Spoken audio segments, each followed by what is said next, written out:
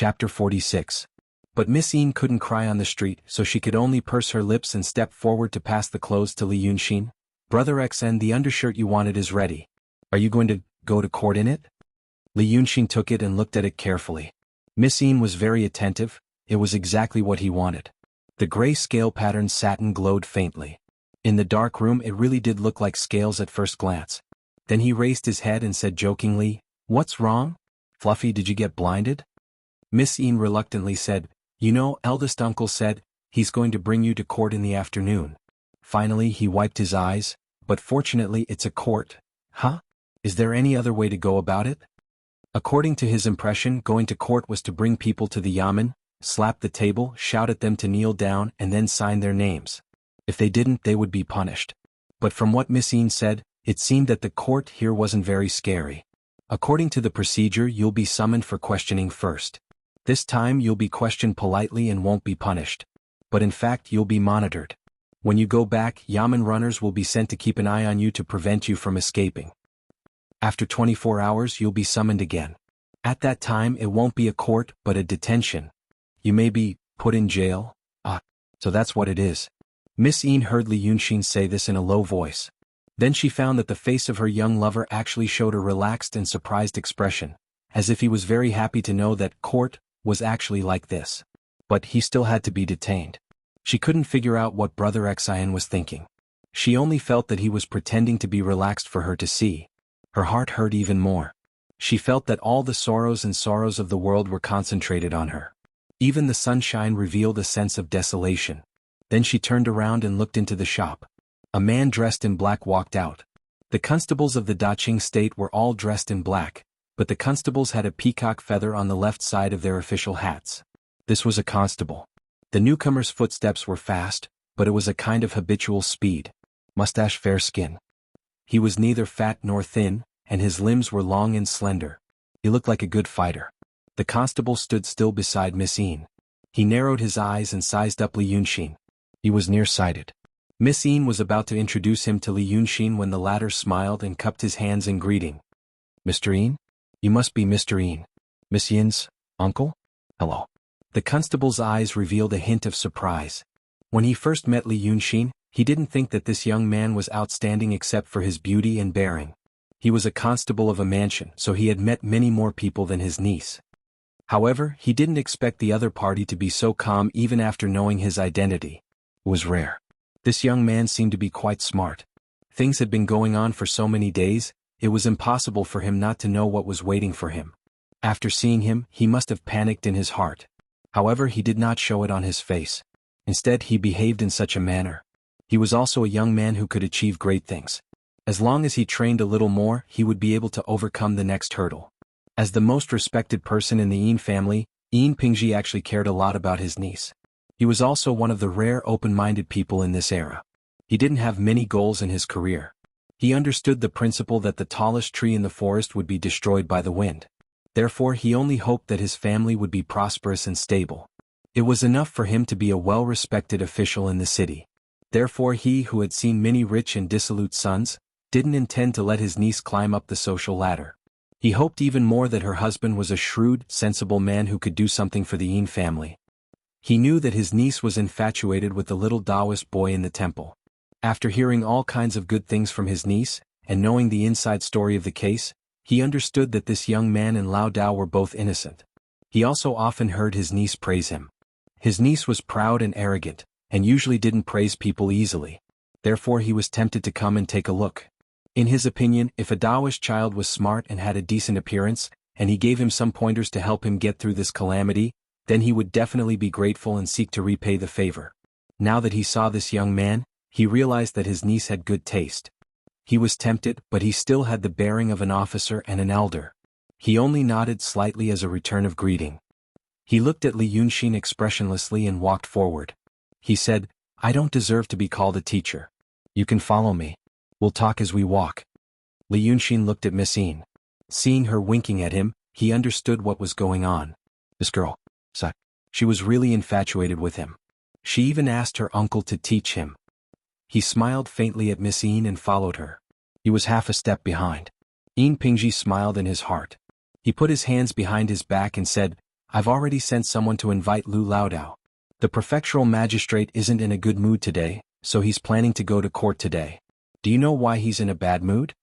Li Yunxin thought for a moment. Because Meng Ao won't let go? Shuerhua is right. You're a smart kid. Yin Pingji made a slight smile on his face. He wanted to express his goodwill and praise, but also not make the other party lose their respect for him.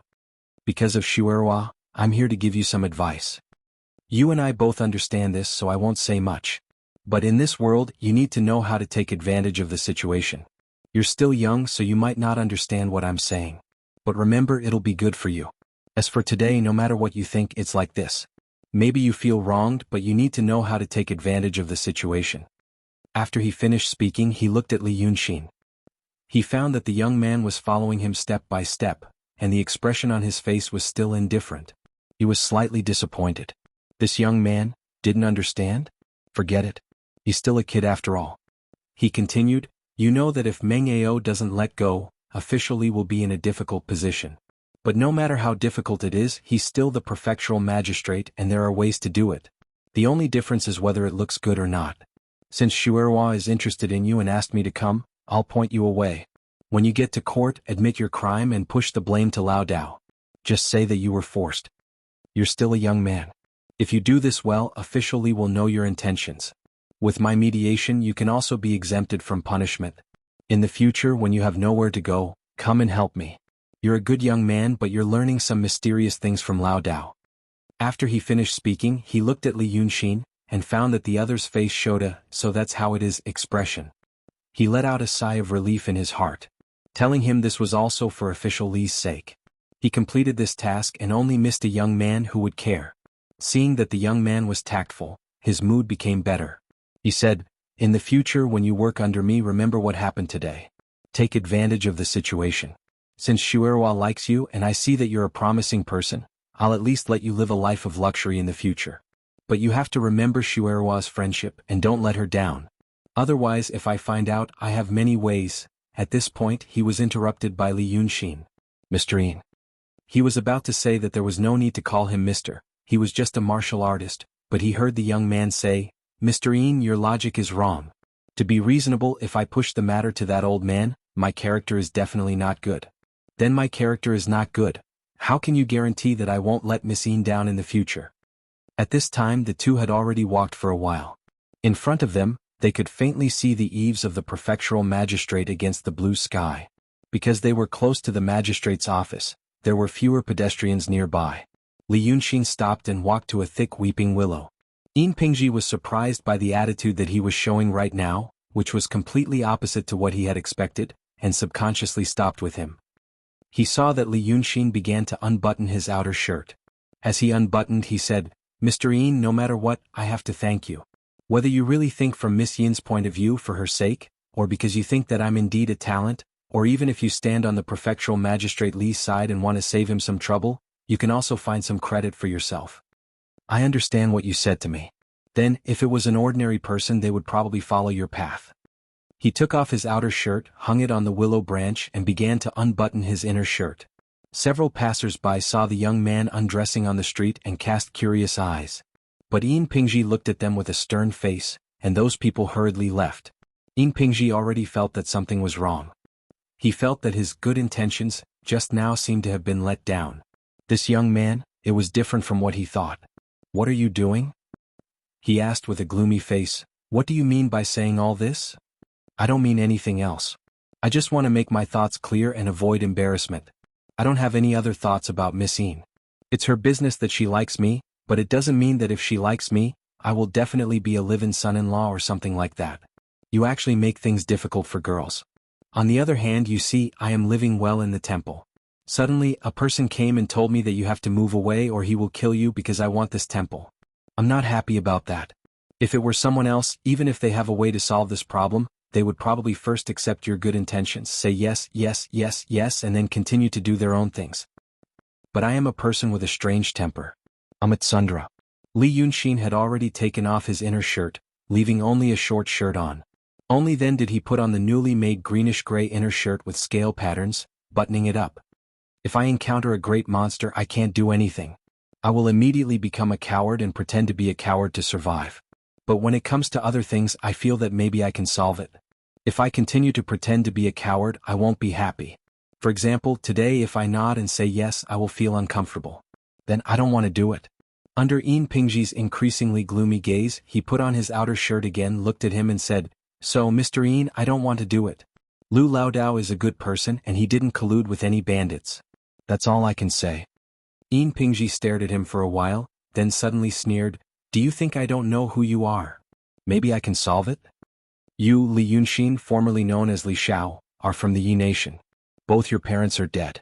Since the age of 7 you have been a Taoist apprentice and know a few tricks. I've already sent people to investigate you. Do you think that with your little tricks you can maybe solve this matter?" Yin Pingji snorted coldly, "Do you not understand the situation? The masters of Daotong and Kenzo have already set up restrictions in the magistrate's office. Not to mention you, even those crooked masters of yours won't be able to do anything once they enter the magistrate's office. I've tried to persuade you but you won't listen. Shuerwa? Do you really think that I want her to marry you? I want to see what can you, a kid who doesn't know how to appreciate favors, do?" Li Yunxin was stunned. Li Xiao. Yi nation? What the hell? He could understand if he went to investigate himself.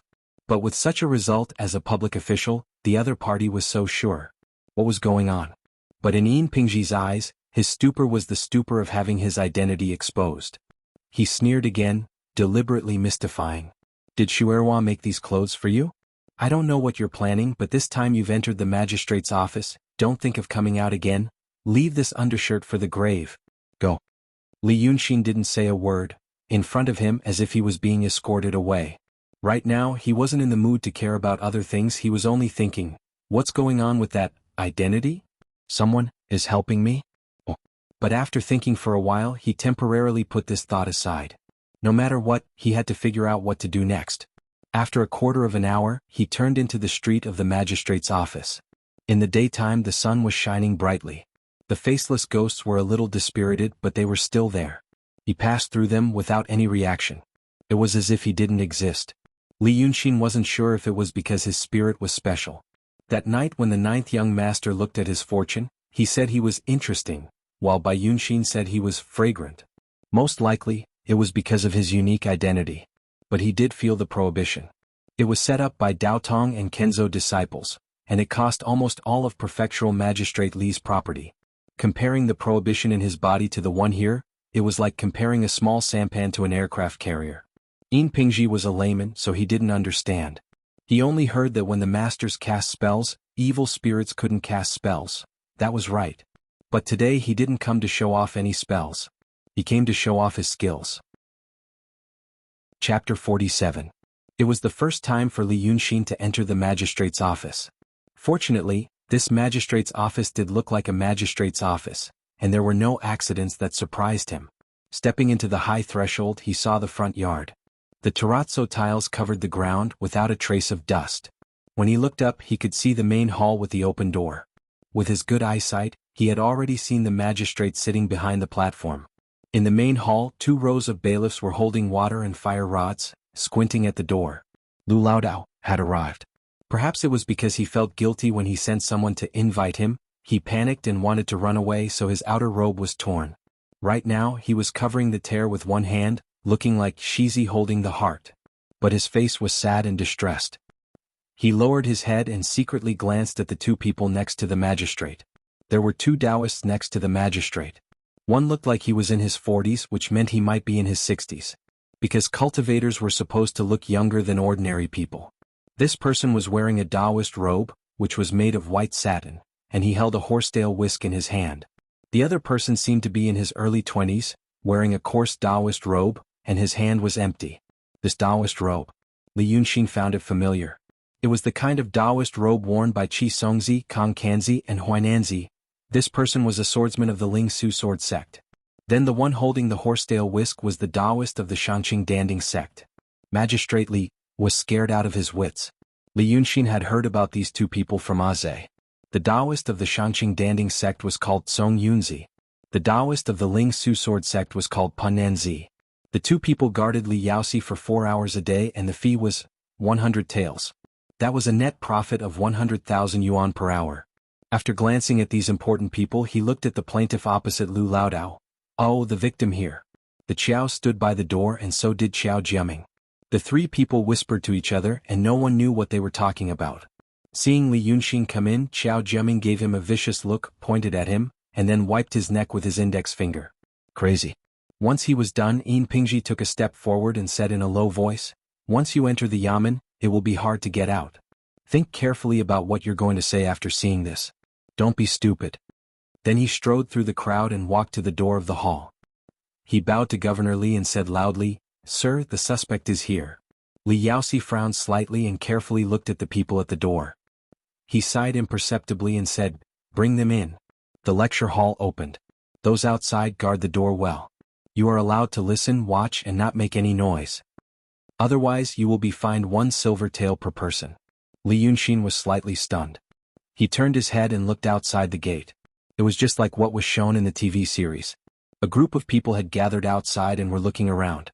His sharp eyes saw that Miss Yin was also among them, but he couldn't see her expression clearly. The governor gave the order and everyone quieted down. He didn't know the rules but he knew to follow. The three people of the Qiao family crossed the threshold and entered the door with a relaxed look. He also walked to Lu Laodao, pulled his sleeve and motioned him to follow in. Laodao just realized that Li Yunxin had come. He hurriedly lowered his voice and said with a crying tone, "Brother XN, what should we do? Look at that." He glanced at the two cultivators beside Governor Li. Li Yunxin knew what he wanted to say. 2 cultivators of the Shenmen sect were present, who dared to kill people. The old Taoist only knew that he had been preparing for the past few days, but he really did not know how the unfathomable master, in his heart, was preparing. As far as he was concerned, all the bizarre possibilities he could think of, Brother XN probably couldn't do anything this time. If he had known, he would have escaped. Li Yunxin just smiled at him. Governor Li saw them whispering to each other, but he didn't care. In fact, when he saw this situation, even if it was just a questioning, he would hit the gavel and ask them to be quiet. But today, it was really boring. Yes, it was boring. But this kind of boring was not the kind of boring that he didn't care about everything. But it was boring to be annoyed. Everything he looked at was annoying and everything he looked at made him shudder. He felt dazzled when he looked at the sunlight on the terrazzo floor outside the hall. The ground was so bright that it made him dizzy. He quickly turned his gaze. When he turned his gaze, it was dark in front of him. The hall was shady. But when he saw the dark corner in the hall, he suddenly felt a palpitation and inexplicably scared. He really didn't know what he was afraid of. Seeing the silk padded under the official seal, he was also annoyed. He still didn't know what he was annoyed about. He always felt that something was wrong, always felt that there was something wrong. He was eager to find out what was wrong and solve it, but he couldn't catch it. He couldn't catch a certain point or a certain line. He thought it was the recent case that made him annoyed, but now that all the people were here, he became even more annoyed. The old and the young were whispering to each other. They should scold him. But looking at the young man, he didn't know why he felt annoyed. The way he walked was annoying, the way he opened and closed his mouth was annoying, and the way he moved was like, what the hell, why was he like Aze? He was annoyed by Aze these few days. But when he thought of Aze, he felt that he seemed to have forgotten something. In the past few days, he had forgotten something very important. So annoying. Li Yaoxi grabbed the gavel and smashed it on the table. The strength was so strong that it even made his fingers hurt. Silence. Silence. He didn't even notice that his butt had left the chair. He stood up. Song Yunzi and Pan Nanzi frowned slightly and exchanged glances. Li Yaoxi was not right today. What was going on?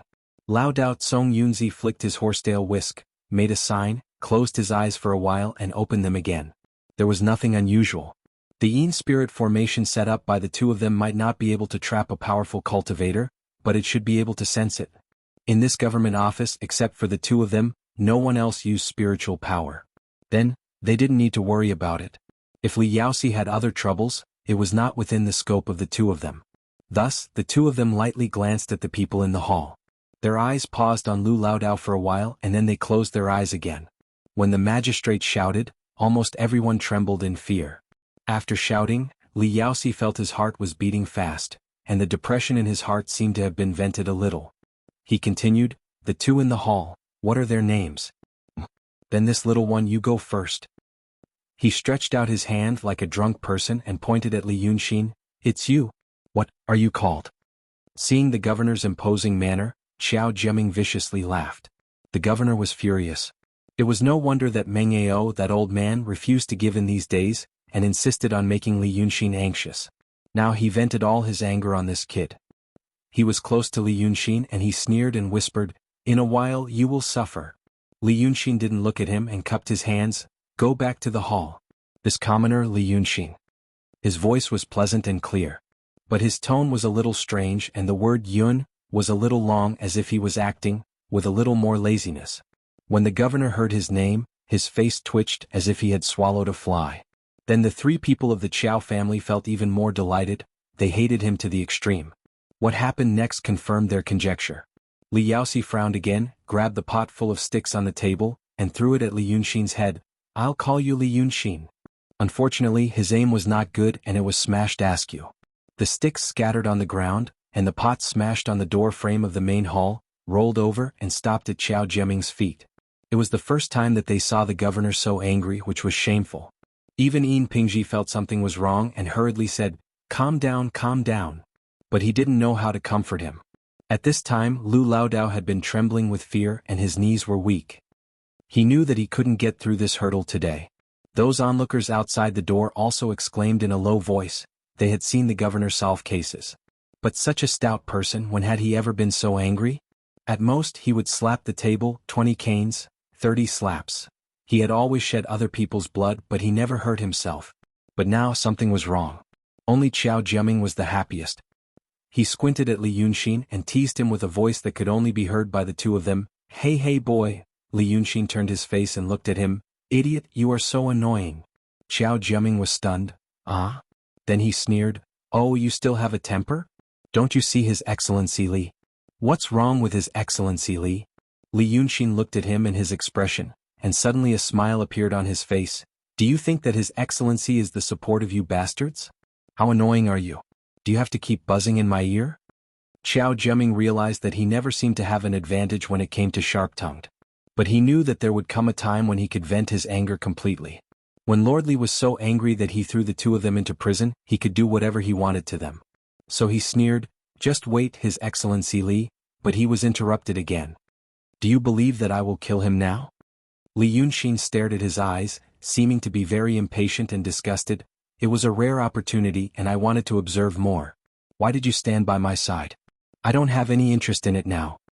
Xiao Jiaming felt that he had heard it wrong. He was stunned for a while, thinking about what Li Yunxin had said before, and laughed angrily. "Are you freaking scared? Kill." He lowered his voice fiercely. "You want to kill him in front of me? Little bastard?" He said this a little loudly. The two women behind him also heard it. Both Mrs. Qiao and Mrs. Qiao were women. It was the first time for them to go to this kind of court, so they were so scared that they didn't dare to make a sound. Then they saw that Governor Li was furious. Even as the victim, she also felt nervous and didn't dare to speak. But at this moment, they knew that the two of them were quarreling, which didn't stop them from casting a mocking and pitiful look at Li Yunxin. So Li Yunxin sighed. It was like being pestered by a child who asked for candy. While the two of them were whispering, Prefectural Magistrate Li angrily and violently asked about old Taoist Lu's name and past. He closed his eyes for a moment, opened them again, grinned and said in a soft, almost whispering voice, "Very well. I will kill him in front of you." Without waiting for Xiao Jiaming to speak again, Li Yunxin had already lifted his hem. Inside, a greenish-gray, slightly shiny undershirt with fish scales was revealed. When he lifted his hem, he had already said loudly, "His Excellency, this commoner is wronged." Then he stepped forward, cupped his fists and half knelt on the ground. Li Yaoxi's violent interrogation was interrupted by his voice, and he frowned and looked at him. But when he saw Li Yunxin half kneeling, he seemed to be stunned. His expression was frozen on his face, his mouth was slightly open, and his eyelids were blinking quickly, but he couldn't speak. The two cultivators closest to him once again noticed his abnormality. This time it was Pan Nanzi who frowned and formed a seal. But he still did not find anything. Then it was still this person's own problem. Pan Nanzi shook his head. This idiot. As a dignified fifth-rank official, he ended up like this because of a case. However, it was fine as long as it wasn't a problem of evil magic. With the two of them keeping watch, how could a healthy man in his prime be in danger? It seemed like he was overthinking things. Thus he closed his eyes again. she heard Li Yunxin say. That night, this commoner and my master spent the night with the people from the escort agency. We got along very well. This commoner still remembers that escort Qiao had baked a cake by the fire and asked Miss Qiao, "Are you satisfied with the taste?" Then Pan Nanzi heard a suppressed and painful moan. It was Li Yaoxi's moaning. He suddenly opened his eyes and found that Li Yaoxi had sat back down on the official chair. Then he widened his eyes and stared at the sky, as if he had seen something incomparably terrifying and terrifying. His throat was gurgling, his face suddenly turned red, and his hands were waving wildly in front of him as if he was trying to dispel something. The two cultivators' eyes lit up at the same time. The demon is here. With a low grunt, they formed a hand sign together. However, there was nothing. There was still nothing. When the two of them looked at Li Yaoxi in surprise and confusion, the latter's eyes were wide open and he was dead on the chair. There was a deathly silence that lasted for a breath of time. Panicked shouts suddenly broke out in the court. Yin Pingji pulled out the knife from his waist and stood in front of Li Yaoxi's body. He stared at the sky in horror. The bailiffs on both sides were quick to react. They had already yelled and rushed to move Lordly to check his breathing. The slower ones held the water and fire sticks in their hands and looked around, but they didn't know what had happened. What happened? Li Yaoxi, a dignified fifth-rank official, died in this bright, well-surrounded room with two cultivators. He died suddenly. The three people of the Qiao family were also stunned. But their next reaction, they went to see Li Yunxin. They looked at Li Yunxin as if they had seen a ghost. Then they saw the young man calmly stand up from the ground, turn his head and smile at them, revealing his white and neat teeth. "I kill in front of you." Then he stretched out his hand, pointed at the three people in turn and said happily, "You three, none of you can escape." Against such a horrified atmosphere and seeing the smile on his face, they didn't know why the three people felt that this smile was so cruel and evil. Mrs. Qiao finally couldn't help but let out a shrill scream, flew back a few steps and pointed at Li Yunxin. "Ah, it's him. He's using magic. He killed the prefectural magistrate."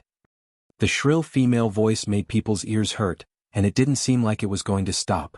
The Kenzo cultivator, Pan Nanzi, was annoyed. He looked at the young man she was pointing at and suddenly waved his hand. Mrs. Qiao's body was like a doll as she slammed into the wall, leaving a bloody mark and no longer moving. How could he not be annoyed? How could he not be annoyed? The dignified cultivators of Daotong and Kenzo. Two people. Guarding the prefectural magistrate. Setting up the great evil spirit formation. But now, that monster killed someone in front of their eyes. They didn't know anything and they didn't know what to do. And they had to listen to that stupid woman point at a mortal and say that he killed someone. That was a great humiliation. In that stupid woman's mind, cultivators like her, cultivators who trained hard, couldn't even see through a child's magic? What? The cultivators knew that it was impossible for someone to cast a spell in this formation without being noticed, just like how mortals knew that it was impossible for the sky to become the earth, and the earth to become the sky. But Yin Pingji also heard Mrs. Qiao's words. These words were like a clap of thunder that struck his heart. He looked at Li Yunxin in disbelief and remembered the words that the young man said to him under the willow tree an hour ago. Maybe it can be solved. He sucked in a breath of cold air and looked straight at Li Yunxin's face. And the young man had already supported Lu Laodao and was leaning against the wall like many people in the hall who were panicking. The young man was also looking at him. There was a malicious and mocking smile on his face. He looked at him and then slightly spread out his hands. It seemed like he was saying, "What can you do?" Yin Jiping moved his eyes away with difficulty and looked at Qiao Jiaming, Madame Qiao, who were too scared to make a sound and curled up on the ground, and Madame Qiao's corpse, which was oozing more and more blood. He seemed to get an electric shock and forced himself to look away. He didn't dare to look at Li Yunxin anymore. He couldn't say, if he wanted to live, he couldn't say it, even the two so-called masters didn't notice it. Look at what happened to Mrs. Qiao. It was not until this time that Lu Laodao held Li Yunxin's arm tightly and asked him with trembling lips, "Brother Xen, what on earth is going on?" Chapter 48. Li Yunxin only faintly smiled and said, "We'll talk about it later. We'll leave in a bit." In reality, after a while they left. Their employer was killed in front of their eyes, and even when they spent a lot of money to set up the Yin Spirit formation. A formation that even a transcendent realm cultivator like Li Yunxin felt was troublesome was not something that these two emptiness realm cultivators could set up on their own. They had indeed asked their sect and friends for help. However, this did not mean that the two of them cared about Li Yaoxi. Instead, as a cultivator, taking on such a job was actually fighting against a great demon or enemy that might exist. It was fine if they didn't care or they could fool around. Most cultivators wouldn't take the death of a mortal to heart. However, their reputation would be ruined. Just like today, from now on, the impression these two would leave in the hearts of the cultivators of the world would be people who set up the Yin spirit formation but didn't even notice who did it. Their reputation was terrible, not because they were cruel, sinister, or malicious, but because they were useless. Thus, when Song Yunzi looked at Xiao Liushir's corpse on the ground, he frowned. You were a bit heavy-handed. Hunnan Zi of the Spirit Void Sword sect had completely lost his patience. He could only use his spirit sense to search for traces of the enemy as he said, I don't have the benevolence of your Shangqing sect. I already passed the killing tribulation.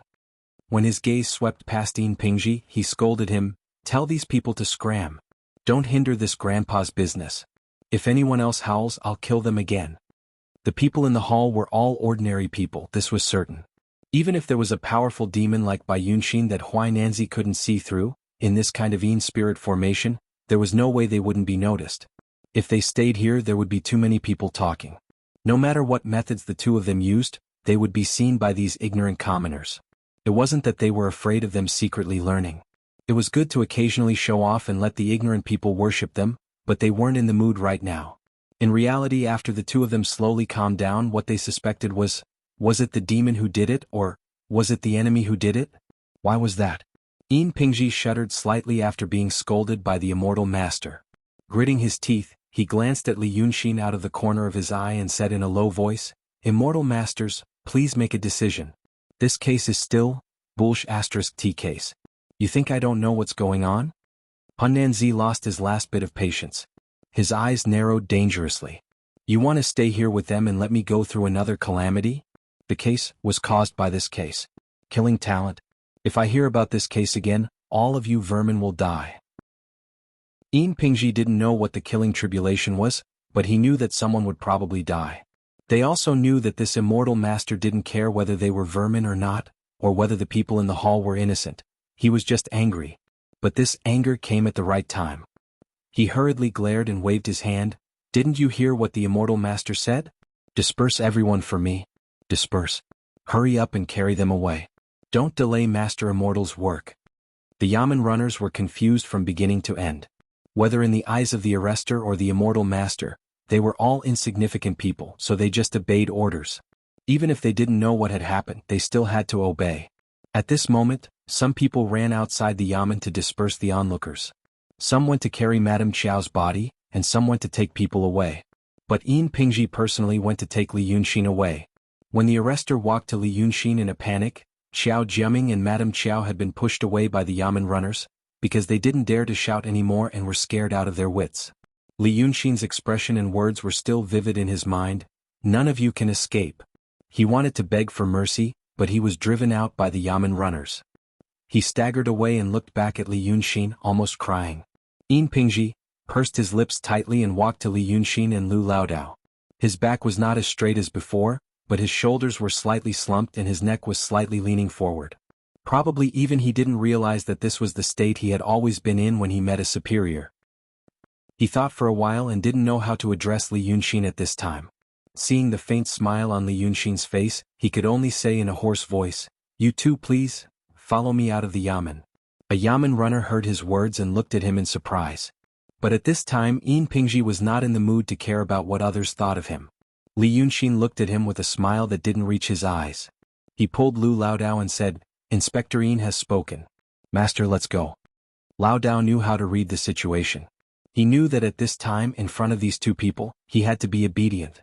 So without saying a word, he followed beside Li Yunxin, full of the great fortune and gratitude of the Daqing state after surviving a disaster. After leaving the main hall, Li Yunxin glanced at Yin Pingji, who was carefully observing his expression. He smiled and said, Well, don't guess. I killed them. But even if you tell them calmly later, they won't believe you. Instead, you'll be out of luck. They'll think that you're laughing at them. Just like Madame Qiao. You know, that kind of person is always very confident in himself. It's very difficult for him to accept things that are beyond his knowledge. Li Yunxin shrugged. He's stubborn. In fact, it's similar to your previous state. I said that there might be a way, but you didn't believe me. Yin Pingji's heart jumped with his words and he hurriedly said, It's me. You want to admit your mistake and apologize to me. But you don't know whether I really did it or I'm just pretending. The three people had walked to the outside of the yamen and left the sight of the two practitioners in the hall. Li Yunxin stopped and turned to look at Yin Pingji. I understand. After all, you've been a constable for so many years. No matter at home or in the workplace, you've been flattered. It's also difficult for you to accept things that are beyond your knowledge. If you can't make up your mind, I can open your eyes again. Li Yunxin tilted his head and looked at Qiao Jiaming and Madame Qiao, who were guarding a weeping willow not far away. He pointed to them and said, Those two people were frightened by what happened just now. I also told them that they would die too. Now I'm telling you. In a while you help me stop those two people.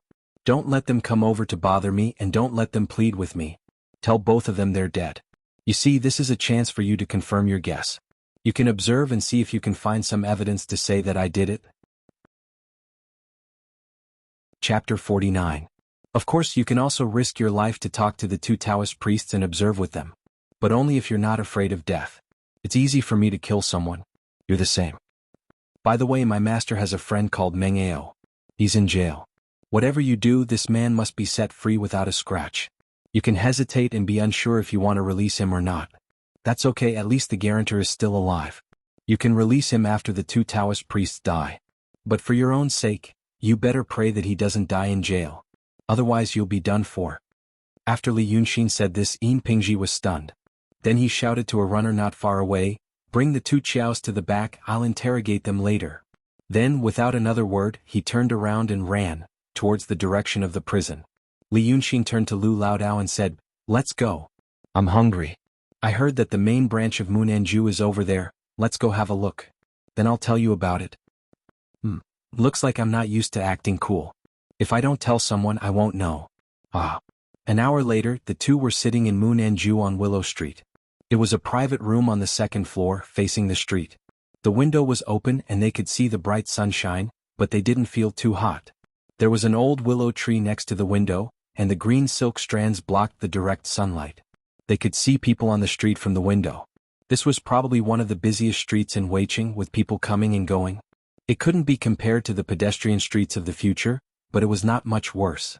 Li Yunxin poured a glass of wine for Lao Dao. Drink it. Calm down. When we get home, I'll buy a whip and let people know that I'm innocent. Lao Dao took the cup with trembling hands and drank it all in one breath. He took a deep breath and shook his head. Brother Xen, did you really kill the prefectural magistrate? Lao Dao loved to drink, but he couldn't hold his liquor well, so he still used a medium cup. After drinking this cup of Munan Chun, he felt much more relaxed and was not as scared as before. Carefully he asked another question. But, how did you kill him? Li Yunxin twirled the wine cup in his hand. He stared blankly for a while before a smile appeared on his lips. This is actually also an experiment. Experiment? Yeah, it's a test. Li Yunxin took a sip of wine. There's no need to make things so big. There are many ways to settle this. For example, it's not like I can't get money. If they want money, I can spend some effort to get it and give it to them. Then we can negotiate.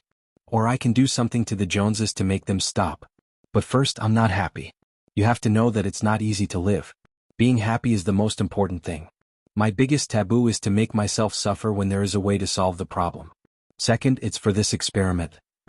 I've never tried to kill people like this before. After the experiment is done, I have other things to solve. As he spoke, his voice gradually became lower. It was hard for Lu Laodao to listen attentively. Li Yunxin suddenly raised his head and drank all the wine. He slammed the table and said, All right, I'll tell you. You have to know a concept first. I say, Old Lu, do you know what consciousness is? Lu Laodao immediately sat up straight and shook his head solemnly. His face became slightly excited. Li Yunxin knew that he thought that she was going to give him a lecture. But he only smiled and continued, Consciousness is a person's thoughts. This is easy to understand. People like you probably don't know about consciousness or subconsciousness. Then listen to me slowly. Consciousness, you are thinking about what I said. You hear footsteps outside and you know that it might be the waiter coming to serve the dishes. These thoughts, the thoughts that you can perceive yourself, are all consciousness. But Old Lu, why do you think that the waiter is coming to serve the dishes when you hear the footsteps? If you think about it carefully, it's because you know that this is Southernwood Jew. You know that we ordered the dishes. After ordering the dishes after a long time, someone came and the dishes should be served. But the process from hearing the footsteps to the waiter is coming to serve the dishes was omitted by your consciousness. These omitted thoughts, you may think of them as your subconscious, your hidden consciousness. Another example is when you practice calligraphy and swordsmanship. When you first learn a word, you need to think about the next stroke and where to write it. When you first practice swordsmanship, you need to think about the next move. But as time passes and you become proficient, you won't think about how to write and you won't think about how to move. The subconsciousness completes the process for you. They exist, but you can't perceive them. Of course, what I said is the most direct and simplest example. It might not be that accurate. But you need to understand. Do you understand? Put the dishes here. And a pot of wine. Hurry and order the other dishes. It was Lao Dao's first time coming into contact with these concepts. He was a little surprised, very surprised that Brother Xian was talking about these and not the Tao of Immortals. But it was also the first time he thought about these issues. He was also surprised that Brother Xian had studied so thoroughly. He didn't know what Li Yunxin's intention was, but he still listened carefully. After pondering for a while, Li Yunxin drank another cup of wine and ate a few mouthfuls of food. He nodded. Brother Xian, I think I understand. Then I'll continue. You must have never seen an iceberg. Not many people in the Daqing state have seen one. An iceberg is a huge piece of ice as big as a mountain floating in the sea. But in fact, what's above the water surface is only about 1/10 of the whole piece of ice. The rest, more hidden under the water surface, you can't see it. A person's consciousness and subconsciousness are almost like this. What you can perceive is only a very small part.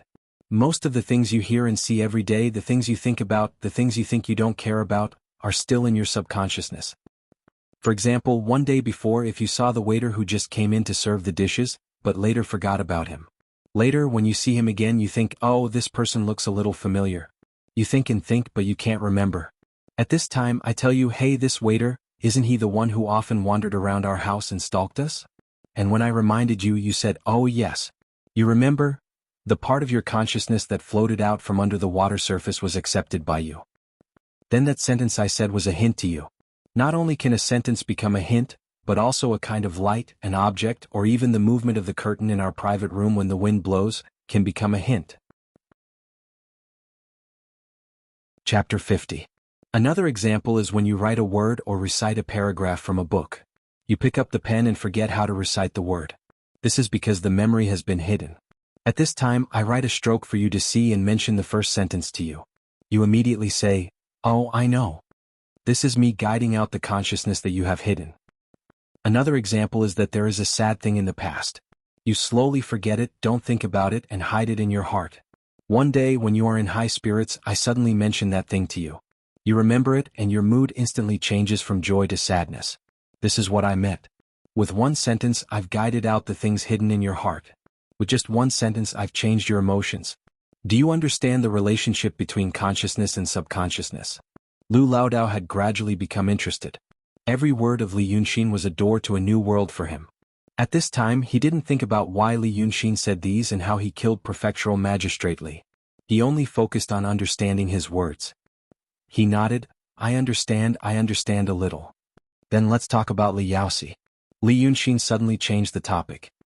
He looked at the table, put down the chopsticks, and reached out to tear a drumstick from the whole roasted chicken that emitted a charming fragrance. That night, a big demon came to his house. It was the thunderstorm 10 days ago, and the main hall was destroyed. Ah! Lao Dao was lost in thought. At this time, he was surprised when he heard big demon. I don't think you have seen a big demon before. You may not even have seen a demon. But I am familiar with it. Li Yunxin looked at the drumstick and bit it hard.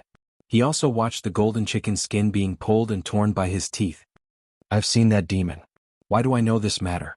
In fact, I can infer from many details. He met Aze. He was a master of playing with people's hearts, so he easily gained the trust of the other party.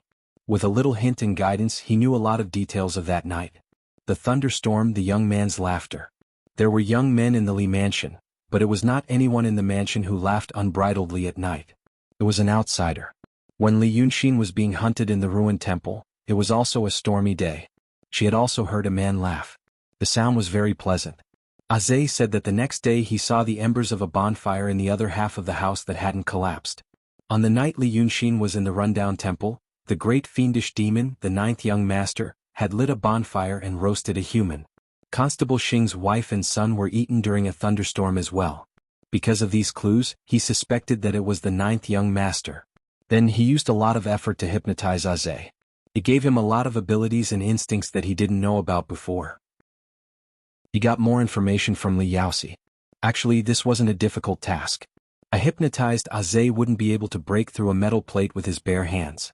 He was still himself, but he would pay attention to more things. For example, every smile of Li Yunxin's, every wrinkle on his face, every rise and fall of his tone, would be faithfully recorded by him and then passed on to Li Yunxin. He felt that every time he chatted with young Master Li, but in fact, every time he chatted, he brought back a lot of information. Finally, Li Yunxin figured out the ins and outs of the matter. That night, it was indeed the ninth young master. That night, the ninth young master passed through the city of Wei. He fell from the sky along with the thunderstorm. He was hungry and wanted to eat supper. Li Yaoxi was in the main hall that night. He didn't want to die. Coincidentally, the ninth young master hated him, so he called his two beautiful concubines to come. They were sent to the ninth young master to be killed and roasted over a bonfire. After the ninth young master left, the fear in the governor's heart, as it was the first time he encountered a man-eating demon. Thus he spent all his wealth to hire two cultivators to protect him. I borrowed Zay's mouth to let him temporarily forget about meeting the ninth young master. Li Yunxin threw the chicken thigh bone on the table, picked up a handkerchief from the copper basin filled with warm water, and wiped his hands. Such a big thing. How could he forget? Lu Laodao couldn't help shouting. Why not? Li Yunxin looked at him with a smile. Some people can even forget to eat when they are busy. They can even burn their hands with cigarettes. Why can't they forget other things? Or when they are guided or hinted at? For example, you. The waiter who delivered the food to us was indeed the one who had been monitoring our house for the past few days. He was Yin Pingji's underling. He came in a few times just now and you already felt that he looked familiar. Now he is aiming at you with a crossbow outside the door curtain. Speaking of this, a breeze blew and the door curtain moved. Li Yunxin used his finger to knock on the table. There was a loud thud. Lu Laodao's eyes instantly widened. He jumped up from the stool and stared at the wall by the window. But after 2 or 3 seconds he came back to his senses, looked at the door curtain in disbelief, and then looked at Li Yunxin. Sit down. It's okay. Li Yunxin smiled and waved his hand. What did you see just now? But Lu Laodao still walked 2 steps quickly, carefully lifted the door curtain, and then sat back at the table. His face was full of disbelief and great admiration. Brother X and you? Ah, just now. I saw the waiter rush in from behind the curtain and shot an arrow at me. It was over there. It missed and it nailed the side of the window. Yes. Li Yunxin looked at him. Previously, you were wondering how I killed Li Yaoxi, and your heart was filled with great curiosity. What I said was new to you and you trusted me. So, you listened attentively and completely followed my thoughts. And when I was telling you, I used familiar people, seen before, and the waiter as examples. Old Lu, this was the process of me guiding and hinting at you. Through my tone and posture, I repeatedly deepened the impression of these things in your mind. When I had deepened it enough, you drank some wine. So, when your mind was at its most scattered, I told you what I said just now. At this time, the boundary between your conscious and subconscious was already very blurry. So, for the last time, I knocked on the table. This knock was the last straw. Because it was very much like the sound of an arrow nailing on wood, your mind quickly connected the surging subconscious together, and restored the non-existent reality. You had an illusion. You saw what you saw just now. But, you are in good health so it doesn't matter. You see, this is how it came about. As for that Li Yaoxi, Li Yunxin did not give Lu Laodao a chance to exclaim and continued, I made him temporarily forget what happened that night. So, when the main hall was repaired, he would still interrogate us in the main hall. But although he forgot, I still spent a few days through Aze constantly hinting and guiding him. I asked Aze to give him thunderbolt wood, saying that it could ward off evil. In fact, I was hinting at the thunderstorm that night, deepening the fear in his subconscious. I gave him fish, reminding him of the demon ninth young master, and also deepening the fear in his subconscious. I also said that the Dragon King Temple, the river, and the rain deepened his fear. I made him be constantly guided and hinted at by me, just for the day when I went to court. These days he was already very irritated. When he went to court and saw me, I used my tone and movements to match Aze's behavior a few days ago to complete the final guidance. At that time, because of anxiety and pressure, he was like you before, at the critical point where his consciousness and subconscious were mixed up. So, I said that sentence. That sentence, I asked Aze to ask him when he was eating, is the taste satisfactory? Then I told him in court. Lu Laodao could not help but continue. You said, you heard that escort Xiao at the bonfire. Yes, the bonfire. He asked Miss Xiao if the taste was satisfactory. Yes. Li Yunxin smiled, the bonfire and the taste. When that demon ate people, it was very likely that he mentioned how it tasted. This was the sentence I used to detonate him. At the same time, to be safe, I also wore this inner shirt. Green-gray fish scale pattern. The outer shirt was a white robe, to ensure that he remembered what happened that night again. Then, as expected, he remembered. The fear that had been suppressed for so many days, and the fear that was constantly strengthened by me, suddenly rushed into his consciousness. Everything rushed into his mind. Just like you just now, he saw the truth, created by his subconscious. He probably saw that there was another cloud in the sky? Lightning and thunder? That great demon rushed down towards him? It was a fear of life and death. But it was not the last time. This time the fear was 10 times stronger, 100 times stronger. So, his mentality exploded. This guy he had high blood pressure, fatty liver. His ancestors all died of palpitations. There was also a family hereditary heart disease. Aze had long told me that Li Yaoxi's heart would occasionally hurt. So, old Lu, you were not afraid just now. You were healthy, so you ignored it. This Li Yaoxi had to die. Even in, any era, if an autopsy was done, it would still be a sudden heart attack. It has nothing to do with me. You asked me how I did it. That's how I did it. Li Yunxin smiled warmly, enough to understand a person. Then, his life and death were in my hands. Chapter 51. After saying that, Li Yunxin poured himself another glass of wine and took a sip. The wine was the Mu Nanchun that Lao Dao usually couldn't bear to drink. Even someone like Li Yunxin, who wasn't good at wine, could taste the aroma of fresh grass and fruits. The dishes were almost cold. But fortunately, the two of them ordered mostly cold dishes. They couldn't miss the crispy peanuts, beef with soy sauce, and stir-fried pork hibiscus. He picked up the chopsticks and ate slowly, leaving Lao Dao in a daze. Li Yunxin opened the door to a new world for him. Lao Dao wasn't a cultivator with profound cultivation. Even before he met Li Yunxin, he wasn't a real cultivator. He would be classified as a secular person by Taoist priests and swordsmen. But he still knew some things, so he could see the big picture. So he could understand why the two cultivators in the hall didn't suspect them at all. That was because the technique Li Yunxin used was something that no one in this world had ever studied deeply. Just like in Li Yunxin's era, a person suddenly died.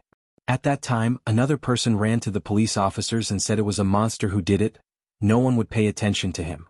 They just frowned and pushed that person aside, continuing to think, what kind of method did the criminal use?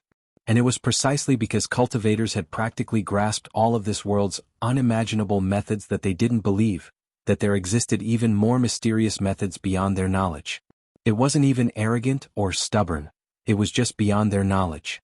Lao Dao looked straight at Li Yunxin. The young man was very handsome, with red lips and white teeth, sword-like eyebrows and starry eyes. He was a real handsome man. The warm sunshine of the spring day reflected the layer of fine hair on his face and neck clearly. Because he was young, his skin was tight, not loose and not wrinkled. His expression was always gentle. Even when he was about to kill, he was gentle and smiling.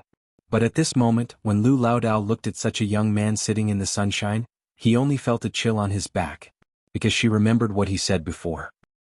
There's no need to go through so much trouble. I just want to do an experiment. Brother Xan, just for an experiment, he killed someone. He had killed a 5th-rank official of the imperial court, and there were 2 cultivators on the side. There was a sentence that Lao Dao only dared to say in his heart. This was a thought that suddenly appeared in his mind, one that even surprised him. He was a demonic human, a human demon who played with people's hearts. As if he knew Lao Dao's thoughts, Li Yunxin met his gaze. Lao Dao turned his face away as if he had been electrocuted and stroked his beard. Old Lu, don't be afraid. Li Yunxin looked at him, then looked out the window. I'm actually very easy to talk to. If people don't offend me, I won't offend them. And you really are a good person. I quite like nice people. You're a smart person and I like smart people too. He put down his chopsticks and stood up. He walked over to the window and looked out. But I hate idiots the most, he said to himself. Stupidity is the original sin. They all deserve to die. These 3 sentences were tinged with coldness and hatred. Lu Laodao had never heard such intense hatred in a person's words before. He didn't know where Li Yunxin, who looked to be only 14 or 15 years old, could have such rich emotions, seasoned tactics, and mature wisdom. He couldn't help but think of that phrase again. A demonic human who played with people's hearts. An inner demon. At this time, Li Yunxin turned around and looked at him. Come on. It looks like you're not in the mood to eat either. Tell the waiter to pack it up. Send it to our mansion. Don't pay the bill, there's someone waiting downstairs. Let's go buy a hanging whip. I want one with 200 rings. As the two went downstairs, Lu Laodao finally knew who Li Yunxin was referring to. Yin Pingji was sitting downstairs with a cup of tea in front of him. The innkeeper was also sitting next to him, chatting with him. Lu Laodao was a little perturbed. He didn't know why Inspector Yin came. Was it because he felt something was wrong and couldn't believe it, so he came to find them? But his worries disappeared without a trace when he saw the look on Yin Pingji's face. Originally, Constable Yin was trying to remain calm and was chatting with the innkeeper. But when he saw the two coming down from the wooden stairs, he stood up immediately. It looked like a superior who had been waiting for a long time finally came. Seeing him like this, the innkeeper thought there was a big shot in disguise upstairs, so he also stood up in surprise and turned around. But he only saw a young man in Laodao. So he was even more surprised. He knew what kind of person Yin Pingji was. The big shots in the city of Wei could be counted. The 4 magistrates of the prefecture. The magistrate in charge of the city of Wei, level 4. Under the magistrate were the 4 prefectural magistrates of the 4 prefectures, level 5. But now there was no magistrate in the city of Wei. The previous magistrate went back to his hometown to mourn, and it usually took a year. So in the city of Wei, there were only 4 prefectural magistrates with official titles. Now there were 3. As for the rest of the officials without official titles, the ones with the most authority and prestige, other than the 4 chief arresters of the prefectures, were the arresters of the prefectures. In the Liuhe prefecture under the jurisdiction of Li Yaoxi, Yin Pingji's words carried the most weight. There were more than 100,000 people in the prefecture, and everyone with a reputation knew that Inspector Yin was popular in both the legal and illegal circles. Even Magistrate Li had to be polite to Inspector Yin on some matters. When a new store opened or a shop opened, anyone who didn't show respect to Inspector Yin would never be able to continue doing business. So the innkeeper was very surprised to see such a figure standing up to welcome the young and old. Then he looked at Li Yunxin, who was looking at Inspector Yin with a smile, casually cupping his hands. Oh, so fast. What happened?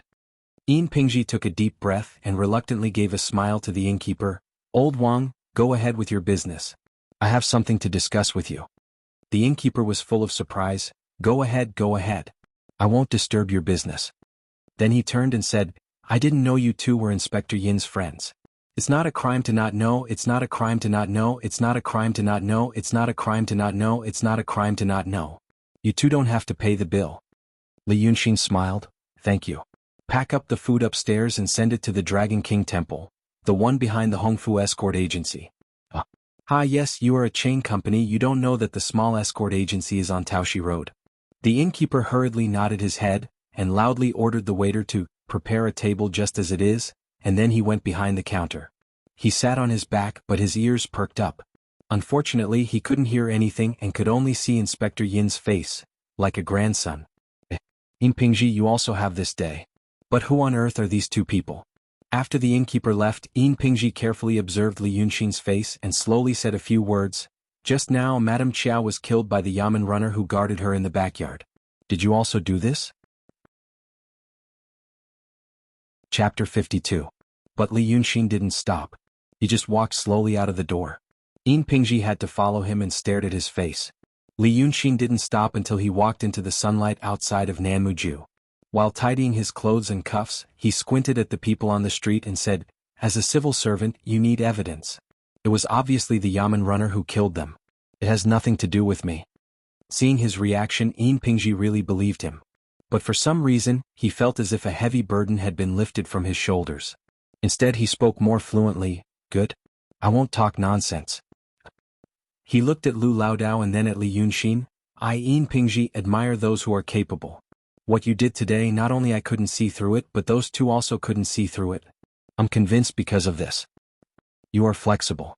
Mr. Yin is a great man. But I only have one thing to ask of you.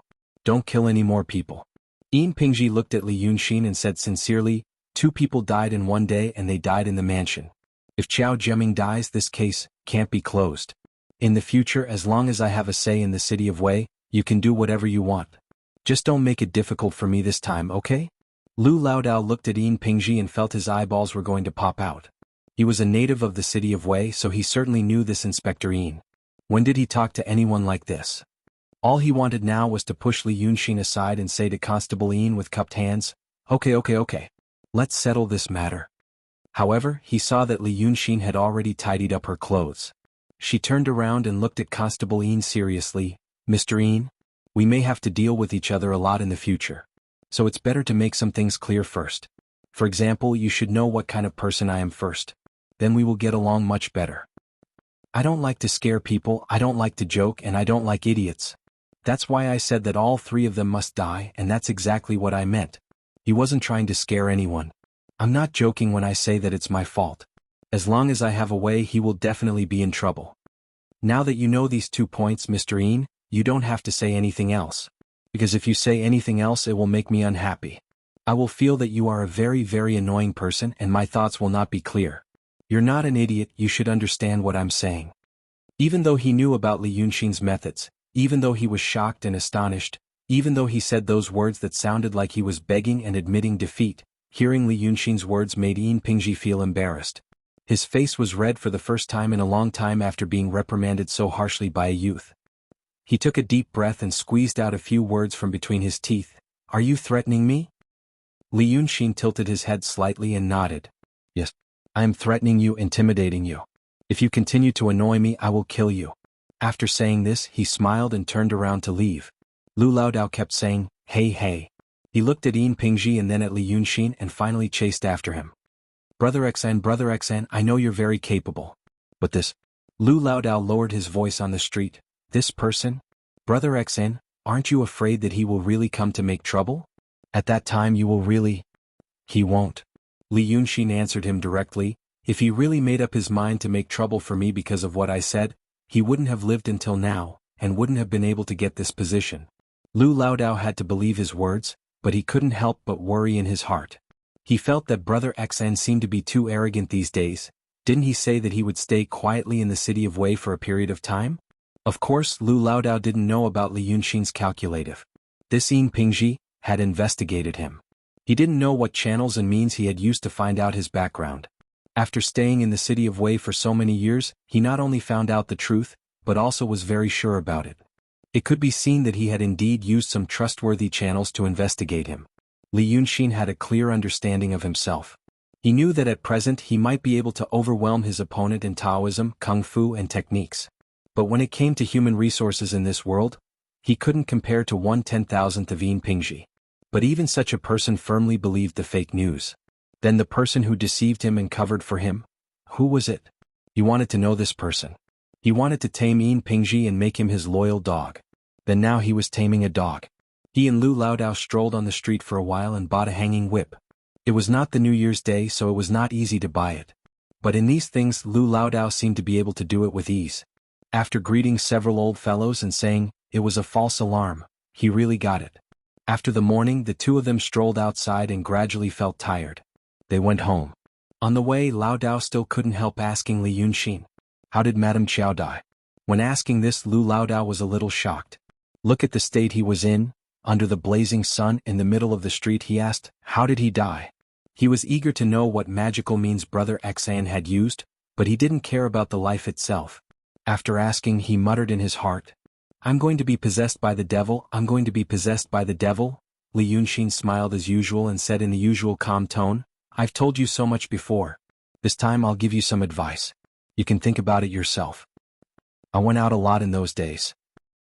When I was free, I strolled on the street and looked for someone to talk to. At night, I went to the Qiao family and eavesdropped on them. I just listened to these things. Madame Qiao was a little tricky. She was not sick and seldom went out, so she had few enemies. So I planned to let Qiao Jiaming kill her. But later, when I inquired about Qiao Jiaming, I got involved with her. Madame Qiao was in her 30s and her original name was Wang Xiangcao. She was born in a farmer's family and looked good. She had a childhood sweetheart named Long Taoyi.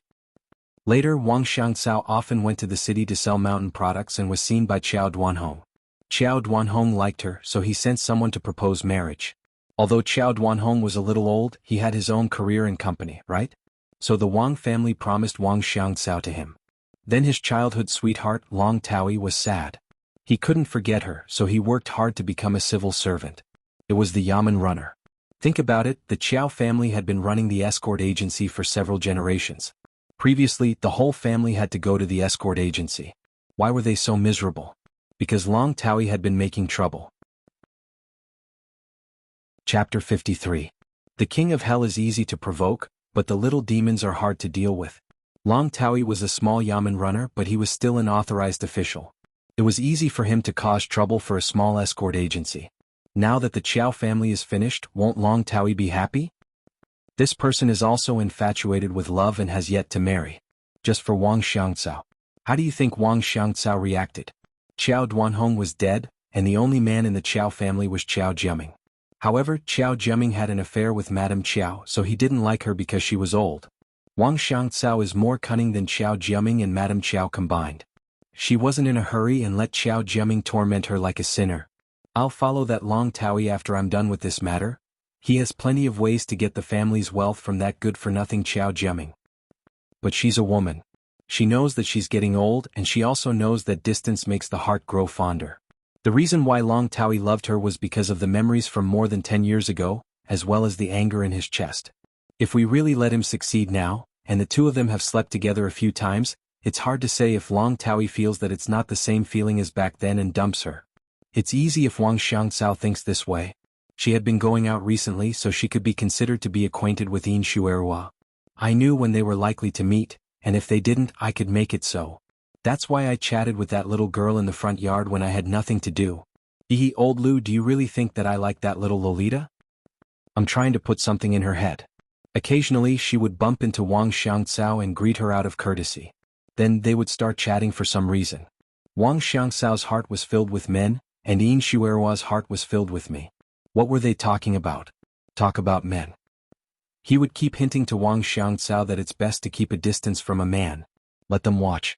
If they couldn't eat it, they would be dead set on it. Wang Xiangcao already had this idea in her heart, and now she has made up her mind. This might have worked on other men, but it's different now.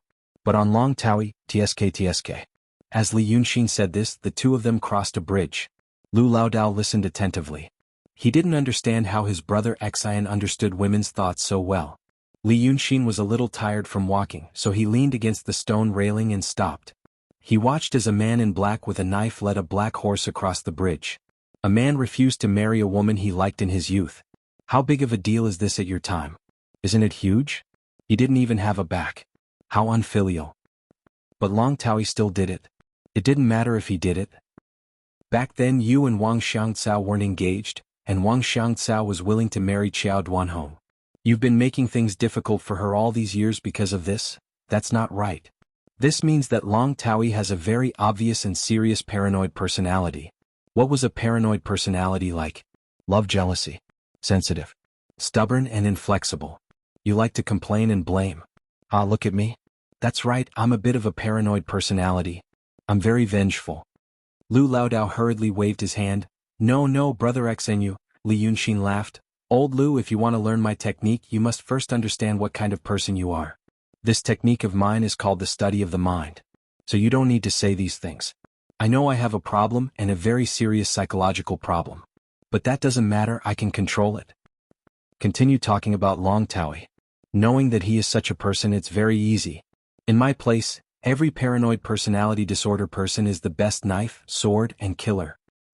He originally held a grudge against Wang Xiangcao for marrying Qiao Duanhong. Not only did he hate Qiao Duanhong, he also hated Wang Xiangcao. But he didn't know it. Now that Qiao Duanhong is gone and Wang Xiangcao has come to find him, he feels even more aggrieved than before.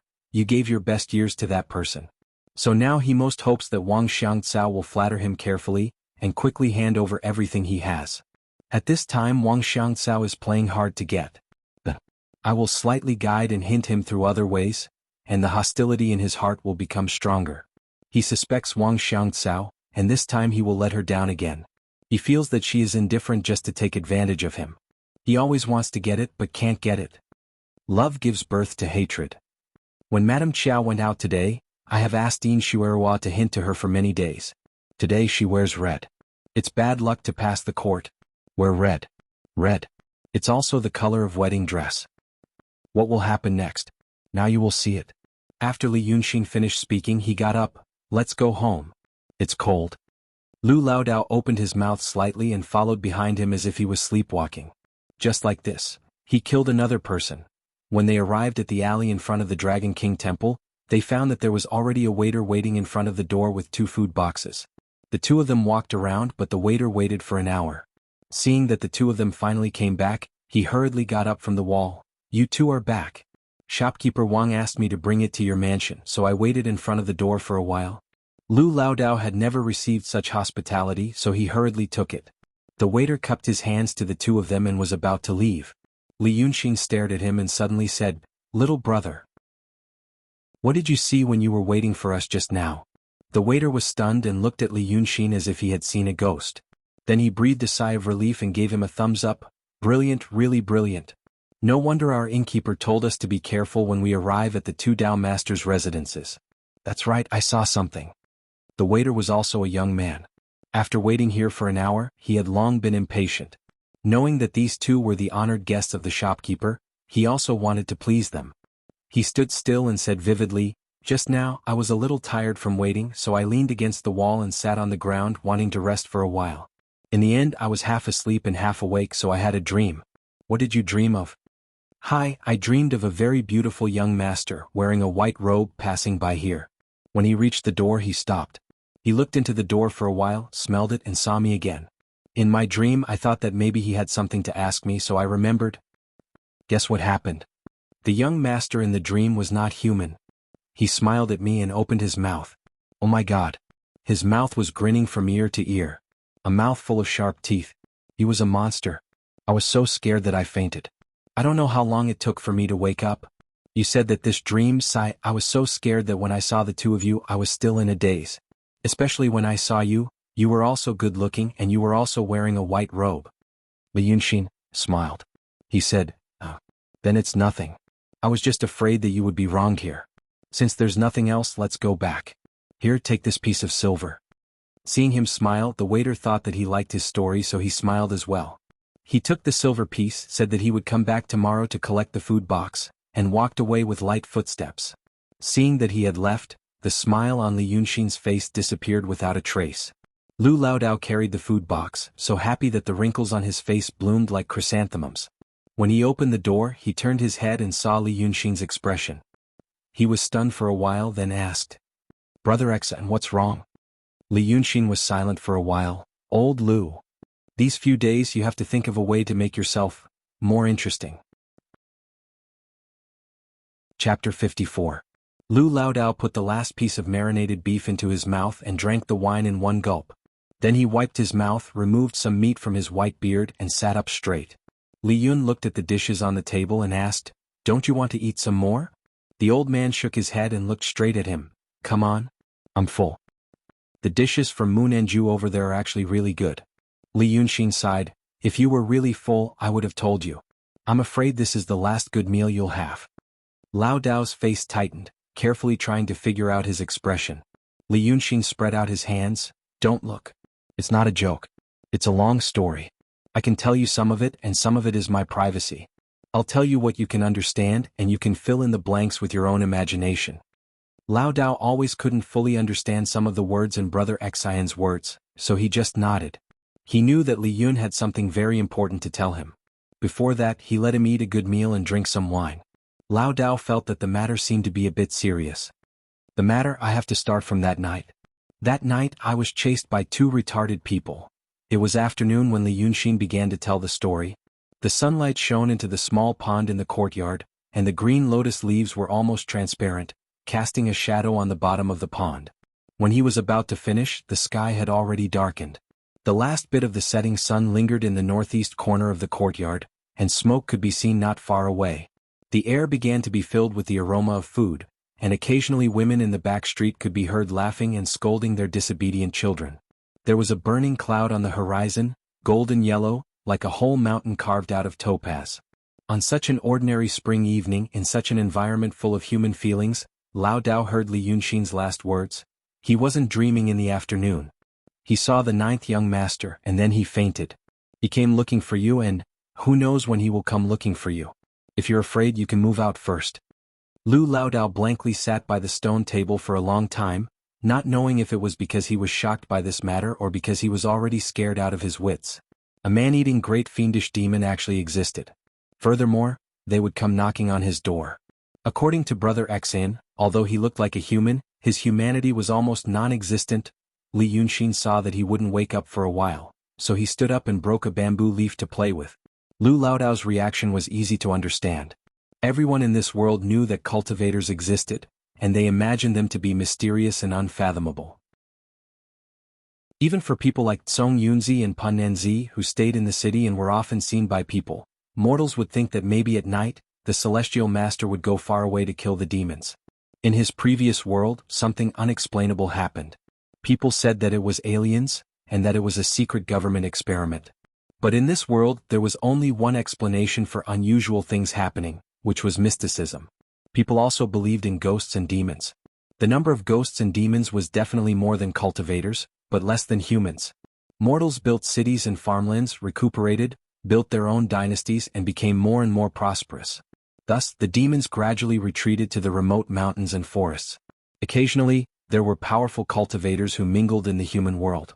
Some were good, some were evil, and they left behind many legends. But in the end, they were only legends. Demons wouldn't come to the city and stand on the street, telling people that they were a different species, come and see. Therefore, people believed in such things, but most people wouldn't be able to see them in their lifetime. Or maybe they saw them or even lived together but they didn't know. Therefore, Li Yunxin could understand Lao Dao's feelings. The thing in the legends had appeared in the most realistic way. For every mortal, this was a huge shock and a sense of unreality. After a while, Lao Dao said, "I'm not leaving." Li Yunxin turned around. "Oh, I'm not leaving." Lao Dao reached for the wine. He wanted to take the cup first, but after thinking for a while, he directly took the wine pot. He opened the lid and drank a mouthful, wiped the water off his beard and said, "Hey, I Lao Dao have stayed in this Dragon King temple for my whole life.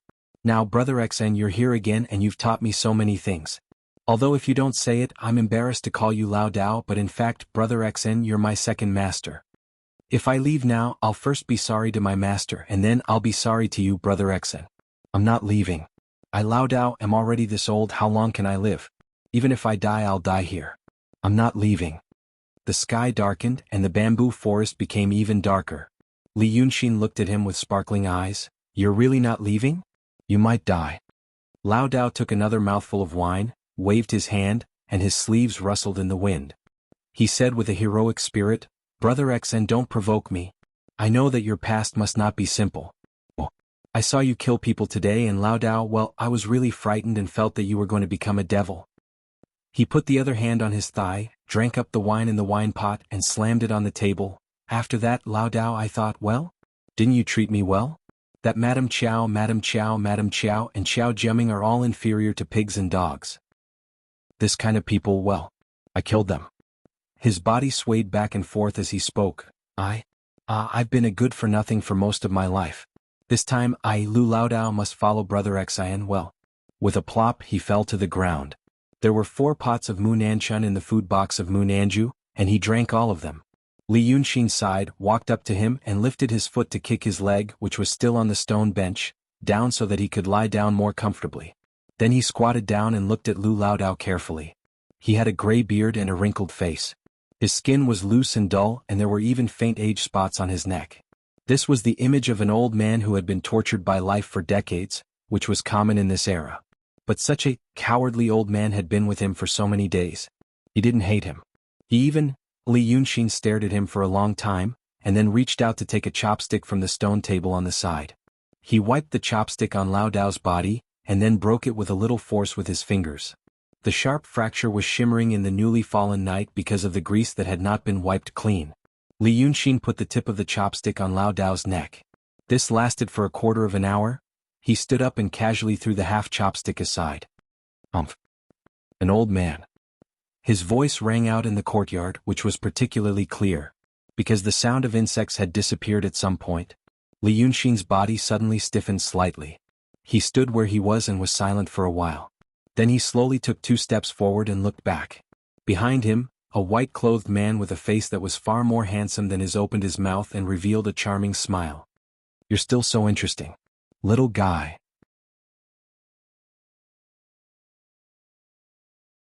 Chapter 55. My good friend, long time no see. The handsome young man's voice suddenly changed. If one listened carefully, it was still the same gentle and pleasant voice. But if the emotions conveyed by this voice were cold and heartless during the day, then at this moment, this voice was suffused with a strange feeling of weariness. Whether it was the ending, the turn, or the ups and downs of the tone, it seemed to have an indescribable rhythm. From this moment on, Li Yunxin exerted all of his abilities and the subtle intuition that his 2 lifetimes of experience had given him. Because he knew clearly that the biggest crisis since he was born had come.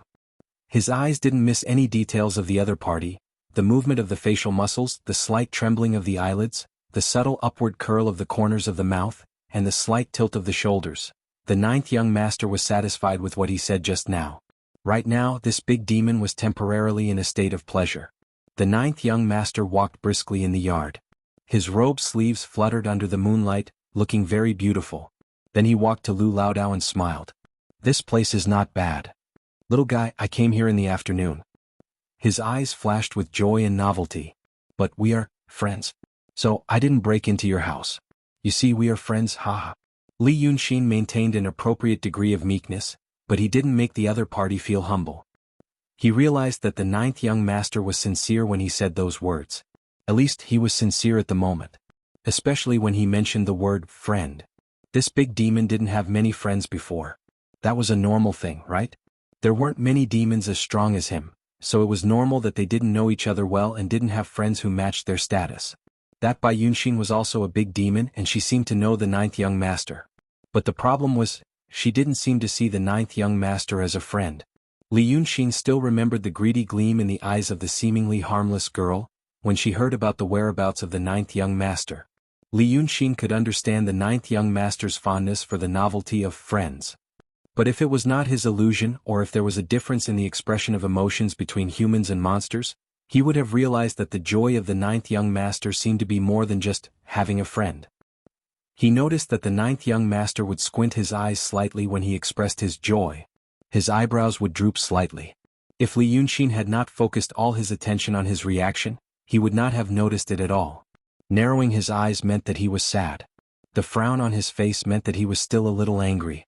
Both of them were the fleeting and subtle emotions that were mixed in the joy just now. Perhaps even the 9th young master himself did not notice them. However, these subtle expressions could not be hidden unless one had undergone extremely strict and long-term training. It was not directed at his own emotions. Li Yunxin realized that there was something else about the 9th young master. Maybe it was his opportunity. He remembered this in his heart and smiled gently. "It's best that you treat me as a friend. When I saw you just now, I thought you were going to eat me." He took 2 steps away and said, "I knew you passed by here a few days ago. And you ate 2 people. The concubine of the prefectural magistrate, right?" When he said this, the 9th young master had already taken a step away, with his back facing him. But when he heard this, his head suddenly turned 180 degrees and stared at Meng Qi from behind without moving his body. "Ha!" He squinted his eyes and his pupils seemed to shrink slightly. "You also know about this." Li Yunxin's heart skipped a beat. This demon was really temperamental. This was already the most pleasing and agreeable thing he could deduce from the current situation. Seeing the 9th young master's round pupils had become oval and the color of his eyes became lighter and lighter until they became light yellow, Li Yunxin still acted as if he did not notice all this and laughed. "Ha, guess what happened next?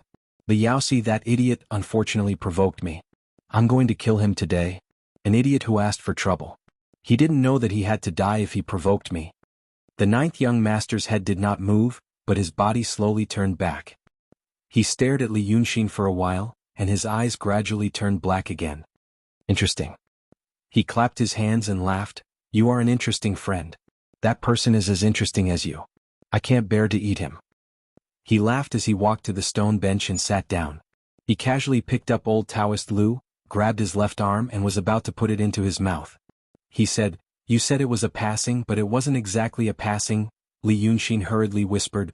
Wait, ninth young master. The expression on ninth young master's face turned cold when he was interrupted. This person is also my friend. Li Yunxin laughed. You know, these people are boring. But I don't have the supernatural power of the ninth young master, and I can come and go like the wind. Someone has to take care of me. This Lao Dao is rare and I don't get tired of him.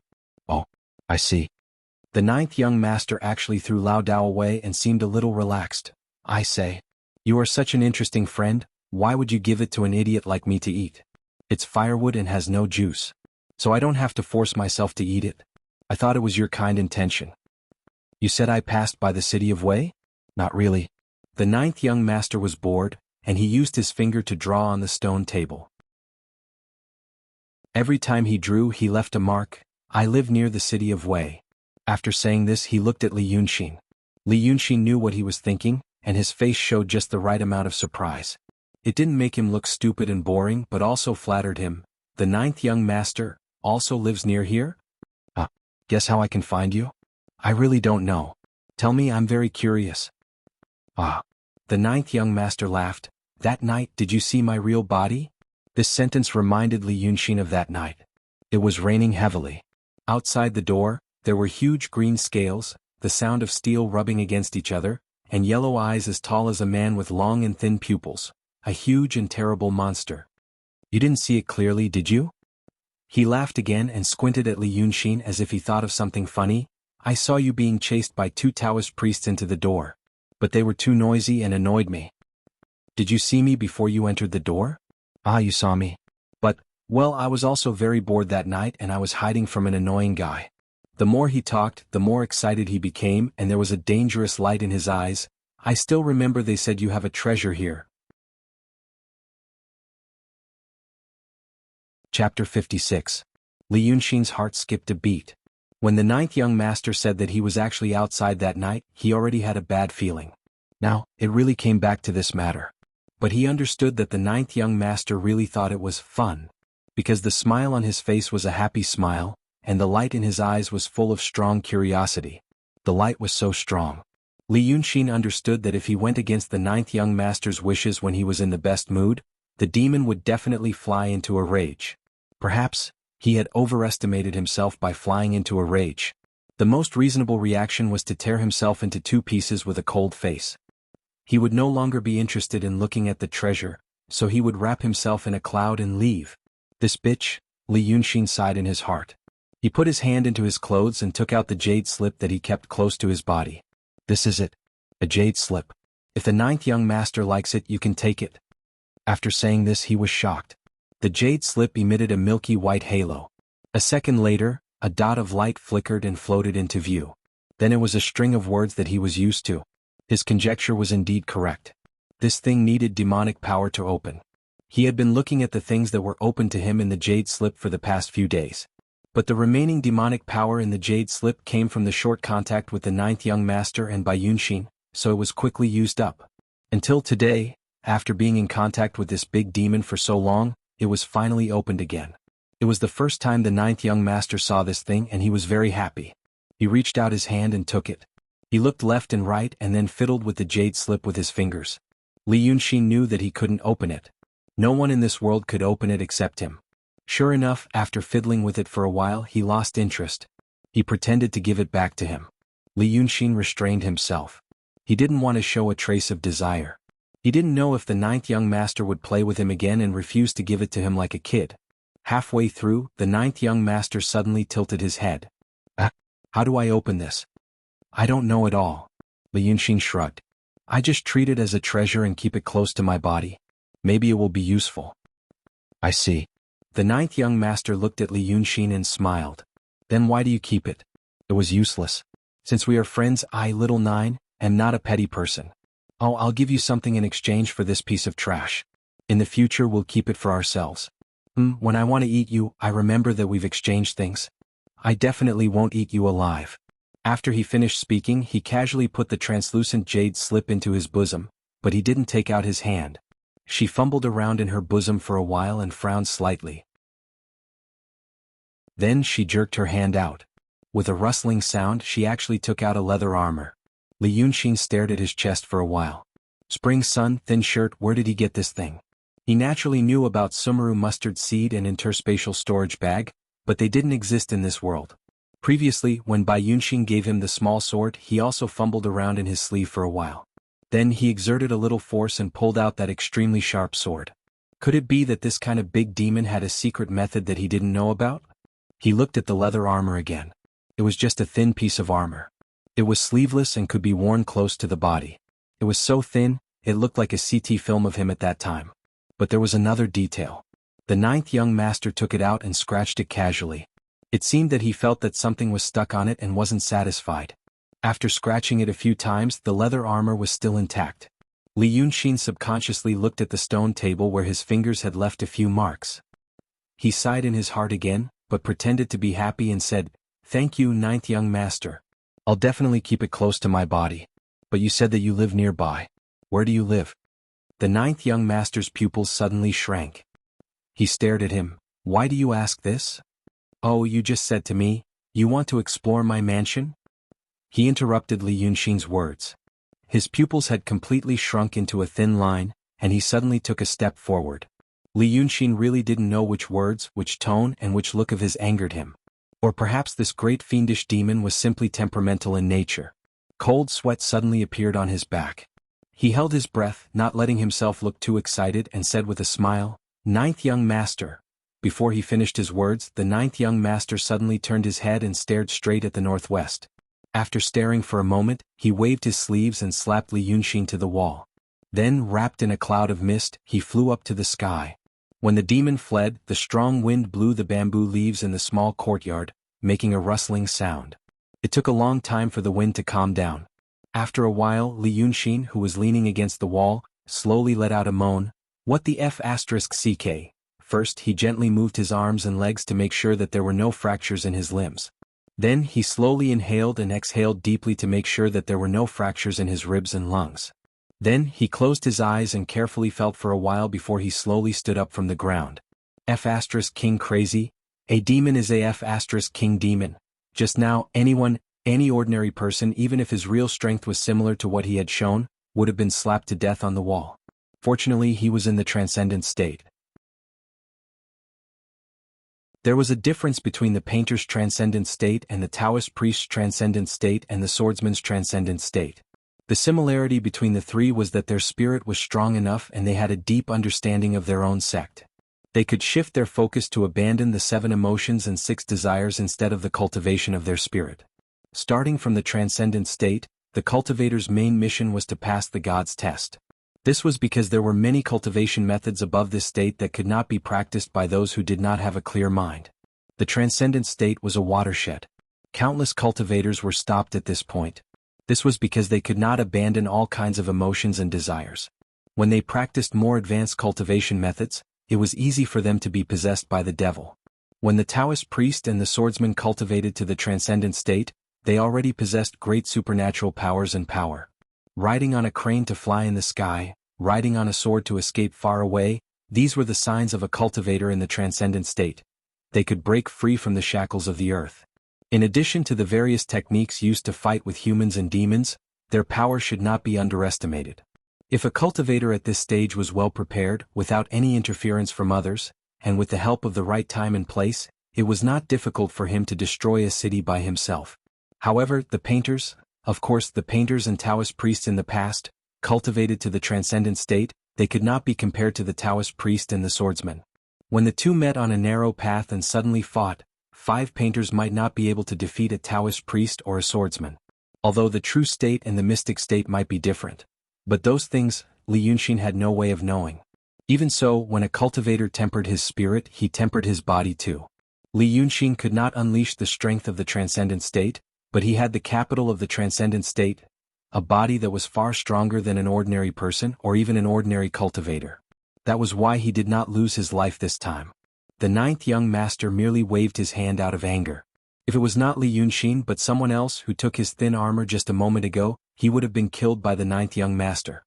He stood up and walked a few steps before he slowly walked to the stone table and sat down. He stared at the sleeping Lu Laodao. But he was not actually looking at him, he was arranging the thoughts in his mind. The jade scroll of enlightenment was gone.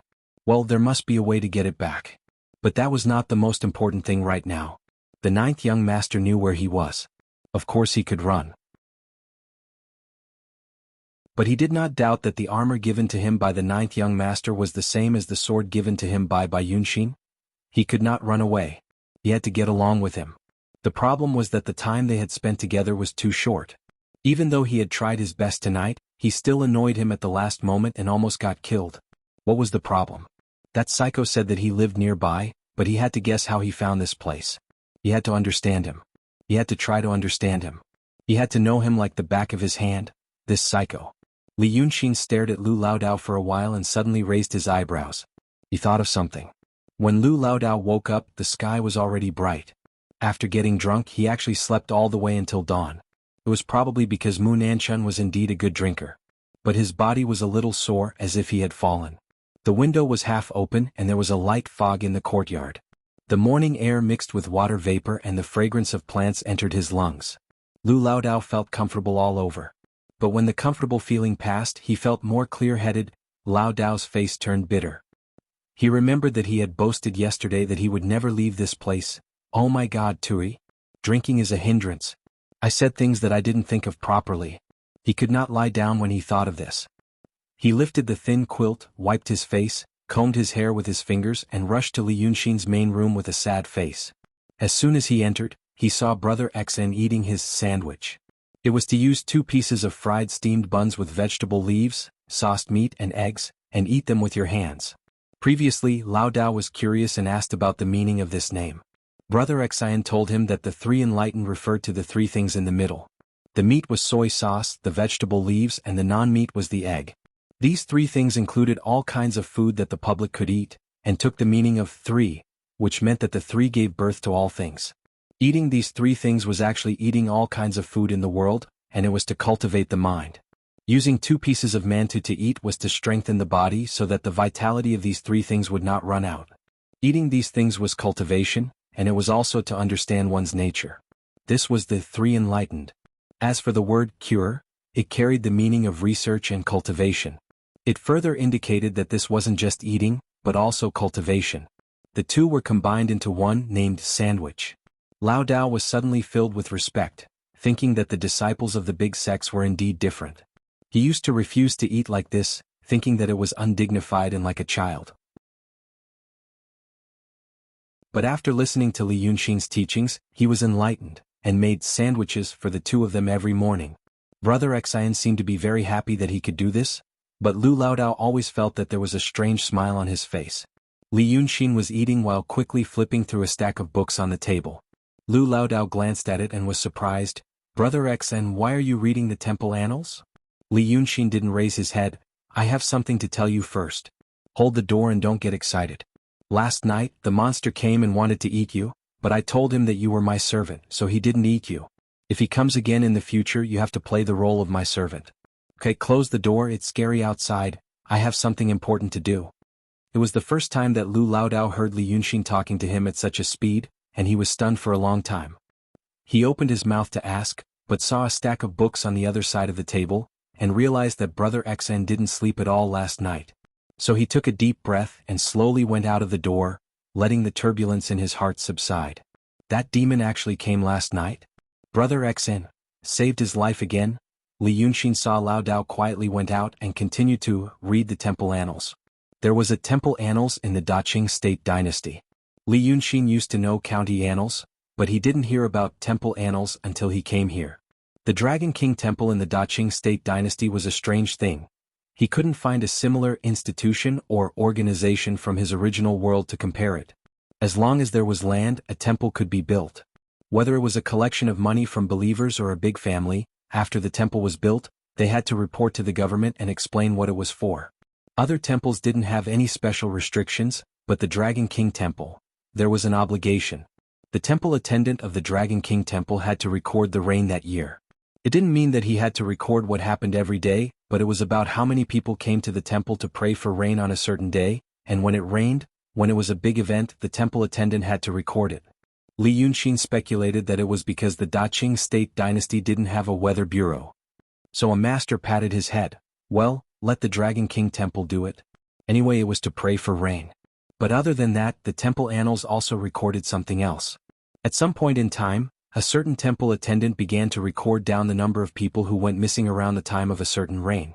Once it started, it slowly became a habit and was kept from generation to generation.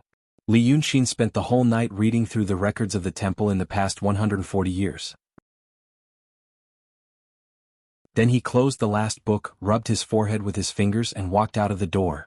Lu Laodao wasn't there. He probably went to clean the vestibule. These days he had to go to court and was framed, so there were fewer pilgrims coming to the vestibule, so he neglected to clean it. The fog had dispersed, and Li Yunxin sat on the stone steps in front of the house, basking in the sun for a while. He felt that he knew the real identity of the ninth young master. Last night, the ninth young master had said it clearly, but he was only worried about the jade slip of enlightenment, so he only remembered it but didn't think deeply. The ninth young master said, "Did you see me before you entered the door?" "Ah, you saw me. But, well, I was also very bored that night and I was hiding from an annoying guy." He said that he saw him before he entered the temple. And he was hiding from someone. On the rainy night when he was chased by two swordsmen before he fell into the temple, he did glance at the eaves of the temple. In that short moment, Li Yunxin saw a corner of the eaves in the distance with the help of the electric light. On the eaves, a dark green Qi-Wen glanced at him in the heavy rain. The ninth young master, not a demon. He was Qi-Wen, the ninth son of the dragon. Chapter 57. Although Li Yunxin was already mentally prepared for the things related to fiends in this world, after deducing this fact, she still felt a strong sense of surprise and uneasiness in her heart. The dragon had 9 sons, each different. This meant that the dragon was naturally lascivious. Wherever he went, he would have sex with humans, with all kinds of animals, giving birth to 9 sons with different appearances. The problem was that legends about dragons, phoenixes, and all kinds of famous demons and ghosts had existed a long time ago in his previous world. It was so long ago that people couldn't figure out if those magical creatures really existed in ancient times or if they were just made up by people. So, after coming to this world, he could accept the existence of these things. Maybe it was because they were 2 different planes or dimensions, and because of some rules, they both gave birth to those magical creatures. However, the matter of the dragon giving birth to 9 sons was definitely fabricated. Because although the legend of the dragon's 9 sons had a long history, it was recorded in a dynasty called Ming. The emperor was curious about the dragon's 9 sons, so he went to ask his ministers. The ministers also heard of this legend, but they didn't know much about it. Therefore, based on his vague impression, he filled in the gaps in his mind and came up with a few accurate dragon sons. Then this story slowly spread and everyone knew about it. But the things that were made up in his previous world really existed now. Li Yunxin found it hard to understand. He also faintly felt that something was not right. But this subtle sense of incongruity was quickly replaced by another worry. The dragon had 9 sons, which meant hell, there were 8 more. Another point was that the power of faith could make the demon stronger. Since in this world everyone knew about the dragon had 9 sons, and even made up their images everywhere, then they must be extremely powerful. What was the Bai Yunxin that made the powerful 9th young master afraid? No. Something was wrong. There shouldn't be something in this world that could endlessly grow stronger.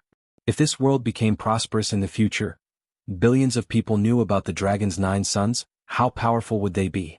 A stable real world, this situation shouldn't happen. This world was on the way to collapse, halfway. He sighed. The collapse of the world? It wasn't something he could control. Then it would at least, 1,000 years later. But the technology tree of this world seemed to be a little crooked. If it continued to develop at this rate, it would probably stay at this level for a long time. Li Yunxin stood up, took a clean set of clothes from the clothes rack on the west side of the courtyard, went back to the house to change and then walked to the front yard. The old Taoist was chatting with a middle-aged woman. With his hands clasped behind his back, his eyes were slightly narrowed, and he was stroking his beard. He had the demeanor of a sage-like master. He seemed to have calmed down a little and was not as dazed as before. Li Yunxin nodded to him, "Master, I'm going out for a while." Lao Dao saw his eyes and knew he was going to the Chow family. He quickly winked and said, "Brother X, and come here. There's something interesting, you should come and listen." When the woman saw Li Yunxin, her eyes squinted and she smiled happily. Everyone liked a handsome child, not to mention she had an unmarried niece. She waved her hand, Come, let Granny tell you. At her age in Li Yunxin's previous world, she would probably want to be called elder sister. But here she could really call herself Granny. Li Yunxin knew Lao Dao wouldn't stop him just because it was interesting, so he smiled kindly. Granny, tell me what's interesting? The woman looked at Li Yunxin with a smile and lowered her voice. You too, be careful these days. After saying this, she pointed at the Qiao family and lowered her voice even more, as if she was afraid of being heard by something terrible. It's haunted. Li Yunxin said in surprise. It's so scary. The woman was very satisfied with his performance and said, Granny now knows that you've all been wronged. The Qiao family must not be good people. You see, when the high-ranking official was interrogating you, didn't he die? After that, the Qiao family also died in the court, huh? Oh, this is retribution. What retribution? It must be a vengeful spirit that wants to kill us. A look of concentration and excitement appeared on the woman's face, and her eyes emitted the kind of passionate light that only appeared on middle-aged women when someone was listening carefully. Our neighbors all say that Lao Dao and the little Taoist, you're so handsome, are not the kind of people who would harm people. How can the people who harm people support Grand Celestial Master Jiavan and Dragon Lady Shiwana? So, you see, those three people said that people died in the house. It must be Qiao Jiaming, that wastrel, who wanted to seize the family property, so he beat all the loyal servants to death. TSK, how did he kill them? It is said that they were strangled to death with white silk. After they died, they were not satisfied, so they cut off their heads and pushed them to the old servant. TSK, how could they do it? Li Yunxin and Lao Dao looked at each other. It was really a waste of this woman's talent not to be a screenwriter. When she finished talking as if she had seen it with her own eyes, she calmly asked Lao Dao, Don't you think so? Lao Dao nodded. Well, if that's the case then. But the woman had no intention of listening to his opinion. She continued, So, the vengeful spirit came to kill us. Every night in the Qiao family's house, there is a woman laughing. Li Yunxin thought for a moment. Grandma, there is a daughter in the Qiao family. Qiao Jiasen, who was possessed by the cat monster, was still in the house. Li Yunxin had gone there several times at night, but he told the cat monster not to make too much noise and ruin his business. The cat monster was very obedient. Although he felt it was a little strange, he didn't take it to heart.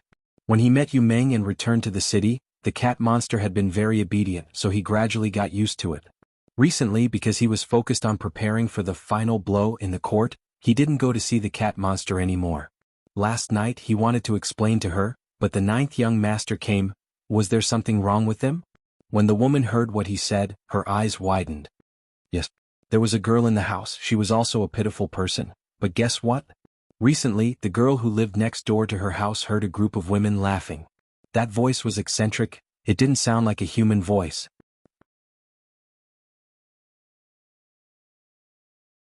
Chapter 58. Hearing this, Li Yunxin was not in the mood to listen anymore. He casually put his hands on his stomach, and there was not even a hint of pain on his face. Ouch, my stomach hurts. You talk first. Then he went out the door. Outside the door was a side street, and across from it was the high wall of the Qiao family. He was going to climb over the wall, but after listening to the woman he decided to go through the front door. If it was really haunted, then he had to go through the front door first. He was not at all worried that something would happen to the cat demon. He was just curious, because he had never really seen a haunted house. Li Yunxin had heard his parents talk about haunted houses, feng shui and qi of the earth, but he had never really experienced it. A piece of land, flat and empty, existed there. It was just a piece of land. But if you placed something on it and built something up, these differences in height and height would form a force. Therefore, it was possible to produce or tie something down. Then it would encircle the place and it would become a system, forming a unique ecosphere.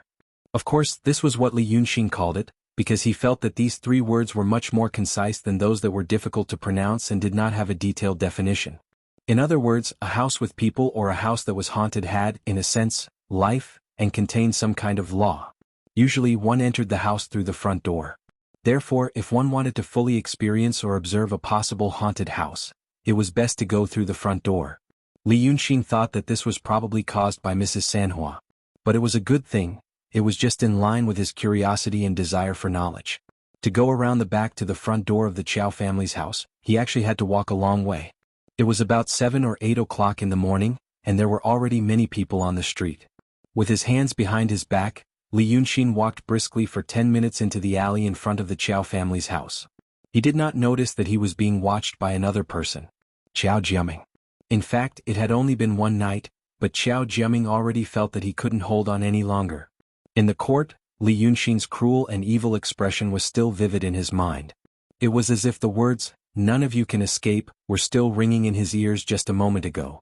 Talking tough was Qiao Jiaming's specialty, but it was usually limited to talking tough. But that Li Yunxin, he really dared to kill people. Thinking of that, he felt cold sweat all over his body. Especially when he saw that Madame Qiao was stabbed to death by a Yamen runner in front of him and he escaped in the chaos. He didn't know how Li Yunxin did it. However, he felt that if he had the chance to do it all over again, he would definitely run as far away as possible. He would never have anything to do with that scary guy. Previously, the bailiffs had been looking for him all over the city, but now they had all stopped. Qiao Jiaming only felt relieved, but he didn't know what this meant. Yin Pingji had accepted Li Yunxin's threat and wouldn't protect him. However, this wise idea disappeared after he didn't sleep for a whole night. In order to quench the irritation in his heart, he drank half a kilogram of Maotu. Qiao Jiaming planned to escape from the city of Wei. He needed to get some money. Although the Qiao family was gone, they still had some assets. Not to mention those gold and silver utensils, just the jewelry and beads of the Qiao family were enough for him to squander for a while. Therefore, Qiao Jiaming wandered around the Qiao family early in the morning. He felt that he had to explore the situation first. He didn't want to run into a few men who were waiting for him and be taken back again. In this way he saw Li Yunxin. Wine could make him brave, which was good stuff. When he saw Li Yunxin, Qiao Jiaming was squatting behind a century-old locust tree, holding a small rough porcelain wine jar in his hand. The first reaction of seeing him was to shiver and subconsciously want to escape. But this feeling quickly disappeared, and after he drank another mouthful of wine, it was replaced by a surging hatred. Because Li Yunxin didn't find him. He also had times of negligence. He was still a human. He was a human, not a demon, and didn't know any magic. He was just lucky. Well, he killed the prefectural magistrate. As for how he killed him? Well, who had the patience to care? He was just lucky. He was still just a mortal. His mind, which was paralyzed by alcohol, skipped a few key facts and only focused on the most clear and intuitive things. Li Yunxin was walking to the Qiao family. He didn't find him. He could kill him. Qiao Jiaming drank another mouthful of wine, and threw the porcelain bottle on the ground with a backhand, leaving only a broken stubble. Then, clutching the thing, he stumbled after her. Many people noticed this man who was full of wine early in the morning, but they didn't pay much attention to him. In such an era, the efficiency of information dissemination was still extremely low. Even such a big event as the prefectural magistrate's death, there were still many people who didn't know about it. But another person took a special look at him. This person was a woman who had been standing on the street. In terms of clothes, she was actually very ordinary. She wore a white dress that was common for women in this era and this season, and covered with a light blue chiffon coat. With such a dress, if she held a round fan in her hand, she would be a weak girl from a humble family. But this woman tied a ribbon around her waist, and her whole temperament was raised. She had the tenderness and cuteness of a girl, but also a hint of heroism. Looking at her face again, you would find that she only combed a simple Taoist bun and inserted a wooden hairpin. But 2 strands of smooth black hair hung down from her cheeks, adding a little femininity in her solemnity. As for her appearance, it was hard to describe her appearance. Passers-by could see her face, they would never be disgusted by her appearance. But they would never have any shocking or obscene thoughts. It was as if when they saw her, there would be a fuzzy cloud in their mind, blocking the thought of, is this woman beautiful or ugly? Now this woman was standing under a tree on both sides empty-handed, and there was no one around her for a few steps. In this small space she seemed to be a world of her own. She looked at the passers-by coming and going, and then saw Qiao Jiaming's movement in the distance. She gently tilted her head and made a sound of surprise. Interesting, she said. In fact, this interesting was said calmly with almost no fluctuation of tone. It was as if the colorful world of people in front of her was like a floating cloud to her. But in this floating cloud she saw a small cyclone. Interesting, it was just a little more interesting than not being interested at all. But even this was enough for her to lift her feet and follow up. Although the city of Wei was a big city, it couldn't be like the era of Li Yunxin, where there was no soil on the roadside. The place where the woman stood was under the tree on the yellow ground. Because it hadn't rained for a few days, the ground was covered with a layer of dust. But after she walked away, there was not even a footprint there. The soles of the woman's feet were always separated from the ground by an imperceptible distance. She was treading on air as she walked. Chapter 59. The street in front of Qiao's house was slightly wider, allowing 2 carriages to travel side by side. On the other side of the street was an open canal. The canal was lined with bluestone slabs and planted with some short trees. Li Yunxin didn't know what the name of the tree was, but he saw some thumb-sized red fruits hanging between the tender green branches and leaves, exceptionally attractive. After walking for a few minutes, he could see the cornice of Qiao's house. Along the way there were some children playing with the red fruits, but as he got closer to Qiao's house there were no more people. Finally, Li Yunxin stopped in front of Qiao's house and looked inside with his hands behind his back. The black lacquered door was tightly shut. There was a pair of stone lions at the door and a big flag on each side. On one side was written Wei City's Hongfu Escort Agency, and on the other side was written Wei City's Hongfu Escort Agency. Li Yunxin looked for a while, then walked to the door and pushed it. It opened with a push. It opened without a sound. He glanced inside and frowned. When he sent Qiao Duanhong back, he walked through this door once. If he remembered correctly, there should be a screen wall when he entered from the front door. Now the screen wall was gone and there was a tree. This tree, without leaves, was thick enough for a person to wrap his arms around, and had many branches. But the bark was extremely smooth, shining like jade. On the branches, it was full of gold ingots. There was no wind, but the shining gold ingots on the tree were flashing, as if tempting people to pick them. There was a demon when something abnormal happened. Li Yunxin understood this. He closed his eyes. Normal cultivators, unless they used special means to open their inner eye or yin-yang eye, couldn't see nether spirits directly. But since Li Yunxin absorbed the power of wish in the temple, he could see nether spirits. The first time he saw Qiao Jiesen's faceless ghost, he noticed this abnormality. But he wasn't a person who liked to make a fuss, so he didn't take it to heart. The power of wish from incense was something exclusively enjoyed by demons. He, a living person, absorbed it, so it was reasonable for something abnormal to happen. At this time he realized that he must have seen an illusion created by the monster. He could see ghosts directly, and when he stepped into the illusions created by the monsters, he could see them more clearly and realistically. This was also the reason why cultivators were reluctant to open the yin-yang eye, because it's easier to be confused. But since he was a cultivator, he naturally had the means to see through the mystique, as long as his realm was high enough. Li Yunxin was at the transcendent state, which was high enough for ordinary ghosts and spirits in the mortal world. So he closed his eyes for a moment and opened them again. The tree full of gold ingots had disappeared. A dried corpse stood upright in front of the screen wall, swaying slightly. Although it was a mummy, it still had eyes. Not only that, but she also had a pair of watery eyes with distinct black and white parts. Because they had no eyelids, they looked like 2 white-black beads embedded in their eye sockets. They were now staring at Li Yunxin motionlessly. If the dried corpse had more muscles, he would have seen that its cheeks were tightly clenched. Come on, take the bait." Li Yunxin heaved a sigh and closed the door. He took a few steps and kicked it over. He asked, "Did the one inside ask you to guard the door?" The mummy was obviously in a panic. Its big watery eyes were rolling around, and its whole body was trembling. It was trying to exert its power, so that it could enchant Li Yunxin again. So he unleashed his force. It was indeed the kind of qi of a powerful cultivator that was released by the tiger's body. A cultivator's qi and spirit were always reserved. But it didn't mean that they couldn't release their qi. Suddenly, the dried corpse truly felt the power of a transcendent state cultivator, and it immediately stopped moving. Li Yunxin saw that it was muddle-headed, so he guessed that it was also a small monster that had yet to gain intelligence. He ignored it and continued to walk into the courtyard. Everything was normal as he walked forward, until he passed through the front yard and entered the backyard. As soon as he passed through the moon gate, he heard someone talking. The voice was familiar, it was Qiao Jiesen's voice. The tone was also familiar, it was Mrs. Sanhua's voice. Then he heard her say in a strange tone, "3 views. I will tell you my 3 views. My outlook on life, the world. Values? That's the 3 views. But the 3 views. Bah, sit tight. I will tell you something." Li Yunxin stood outside the door and listened for a while with his hands behind his back. This cat monster, or should he say Mrs. Sanhua, she really had some tricks up her sleeve. The first time he met her, she knew about Taoist dancing. Later, when Li Yunxin asked her how she knew about it, she only said that she couldn't remember. The cat monster was using Qiao Jiesen's damaged skin, and she seemed to have some mental problems. Therefore, even Li Yunxin couldn't tell whether she was telling the truth or not. Now that he was listening outside the door, he heard her telling.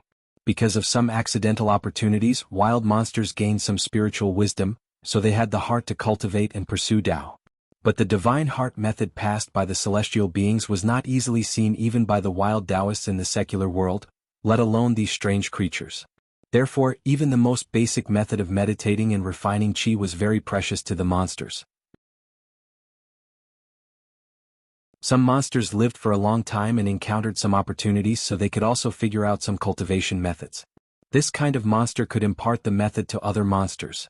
After imparting the method, they would have disciples and grand disciples.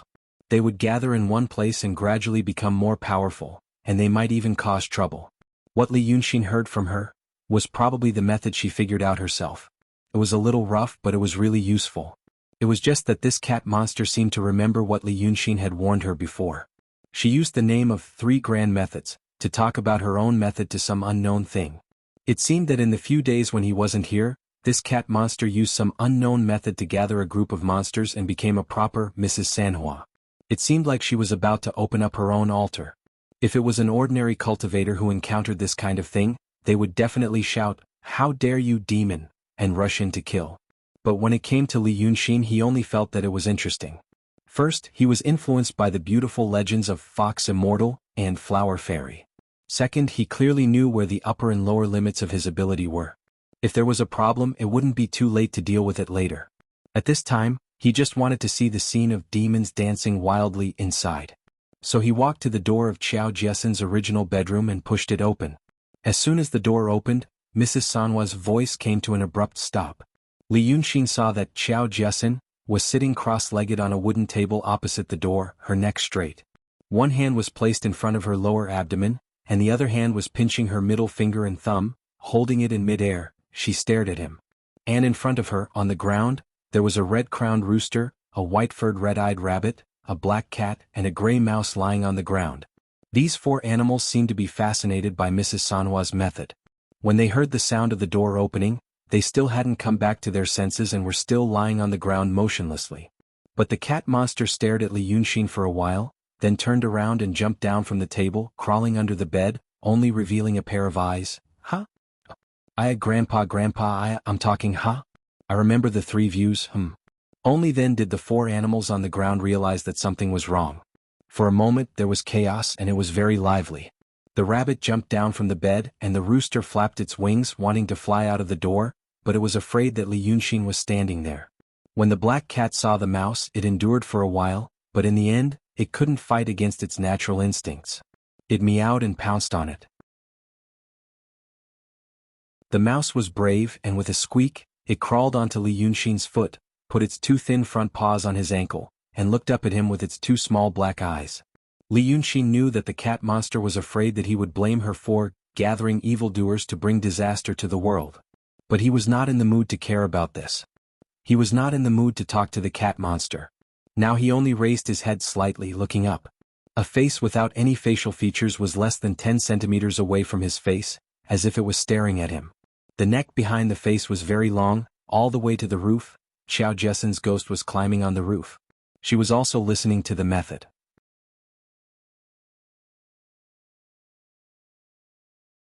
Chapter 60. Ever since he saw Jiesen's ghost that night, she never appeared again. Li Yunxin once wondered if she was also imprisoned outside the magistrate's office and became a member of the evil spirit array. But after spending 2 hours looking at all the faceless ghosts, he was relieved. Qiao Jiesen was not among them. The appearance of ghosts was their original appearance. Their clothes were also a part of them. Changing a ghost's clothes? That was impossible. Now she had actually come here. Most ghosts were muddle-headed and acted according to their instincts when they were alive. She came to find him probably because she had a good impression of him and was obsessed with him. Now that she had come to the cat demon's place, it was probably because her skin was still here. Li Yunxin found it interesting that something like this had happened. He reached out his hand and poked Jiesen's face. The ghost's neck suddenly shrank back and she once again clung to the roof. "Come out. I don't blame you for this kind of thing. Li Yunxin said to the cat demon under the bed. As he said that, he picked up the gray mouse and threw it out of the door. What is this person's title? Most animals that had gained intelligence would also have a vague understanding of their own identities. According to common sense, the cat demon should give them a title when she preached. The cat demon blinked her eyes. Seeing that Li Yunxin was really not angry at her, she rolled her eyes. Title. There is no title? Grandpa gave me a name. Grandpa gave me a name. Li Yunxin knew what she was thinking. She looked silly like a mental patient, but she was not stupid when it came to big things. If Li Yunxin gave these beasts a name, it would mean that she wasn't angry at her anymore. But the grandpa made him uncomfortable. In the journey to the west, the monsters called the traveler, Grandpa Great Sage. Now he was called Grandpa, but he could not get used to it. He said, "Don't call me Grandpa, call me King." The cat demon blinked her eyes and crawled out from under the bed. She seemed to be very satisfied with this title. She giggled as she sat on the bed and said, "Oh? The great king bestows a name. Li Yunxin glanced outside the door. This gray-furred rat really did understand human nature. It lay on the steps and didn't leave. He thought for a moment and said, "Your name is Shuck." The thoughts must be smooth and unobstructed, but it must also restrain the bestiality of animals, and have long achieved the meaning of the great Tao. When the gray rat heard this, it clasped its paws and bowed 9 times, then lay there motionlessly. After saying this, the big black cat meowed and rushed to the mouse's side, but it did not pounce on it. Instead, its 2 front paws left the ground and it stood up, staring at Li Yunxin with its 2 yellow eyes. Li Yunxin glanced at its lower body and knew that it was just a female cat. He thought for a moment and said, "You can call him the sheriff." Warning meant that you had to constantly remind yourself not to forget to cultivate. Zhang Chong and Chong Chong meant that you couldn't be half-hearted and have no patience. The path of cultivation was fraught with dangers. Since we are fated to meet, don't let it down. The black cat hurriedly put down its front paws and bowed 9 times. It glanced at the rat, licked its lips and stopped moving. Li Yunxin looked at her and snorted. "What are you thinking? I will give Shuck a name first and he will be your senior brother. If you dare to have evil intentions towards me again, I will skin you alive." The black cat hurriedly pressed down its ears and rubbed back. Li Yunxin turned his head and pointed at the red-eyed white-furred rabbit. "You do it." The rabbit hurriedly jumped onto the steps. "You are a rabbit, so you will be called CC. 2C. Li Yunxin thought for a moment. G refers to the foundation of the building. You used to be timid, but I want you to be steady in the future just like CC. The rabbit put up its ears, chewed with its 3-petaled mouth and also bowed 9 times. Finally, the big rooster trotted over with its head held high. Li Yunxin thought for a moment. "As for you, forget it. Let's call you Shanji. I won't tell you the name first. In the future, when you become a human and someone calls you Brother Shanji, you will understand my painstaking efforts." The big rooster also pecked 9 times. Li Yunxin waved his hand. "Well, when I came here there was a retarded person following me. I guess he has already entered the door. The 4 of you go to the yard and use your skills. I said that monsters with intelligence are born to bewitch people. I want to see how good you are. Don't kill him, I still need that person." No one knew if the 4 understood Li Yunxin's intention, but they just looked at each other and rushed out in confusion. At this time, Li Yunxin walked to the table, pulled out a stool and sat down. He sighed. "Tell me what happened. Let's talk about the corpse in front. You can't have dug that thing out from the ground. Besides he pointed to the ceiling. Do you know that she is the original owner of your body? What are you going to do?" The cat monster always talked incoherently, and this time was no exception. It took Li Yunxin nearly a quarter of an hour to figure out where the corpse came from. Originally, there were only 4 servants left in the Chow family, and 3 of them were killed by Meng Ao. The remaining servant girl wasn't easy to get along with either. She knew that her master's family had lost the case in court and was on the brink of death. Thus, she had evil thoughts and wanted to run away with the belongings. Originally, the cat monster didn't care about these things and only played with people in the house. But the servant girl was greedy and wanted to get the miss. Li Yunxin could understand. In this era, it was hard for a woman to get promoted. She couldn't be an official, she couldn't do business, and there was almost no chance to change her fate.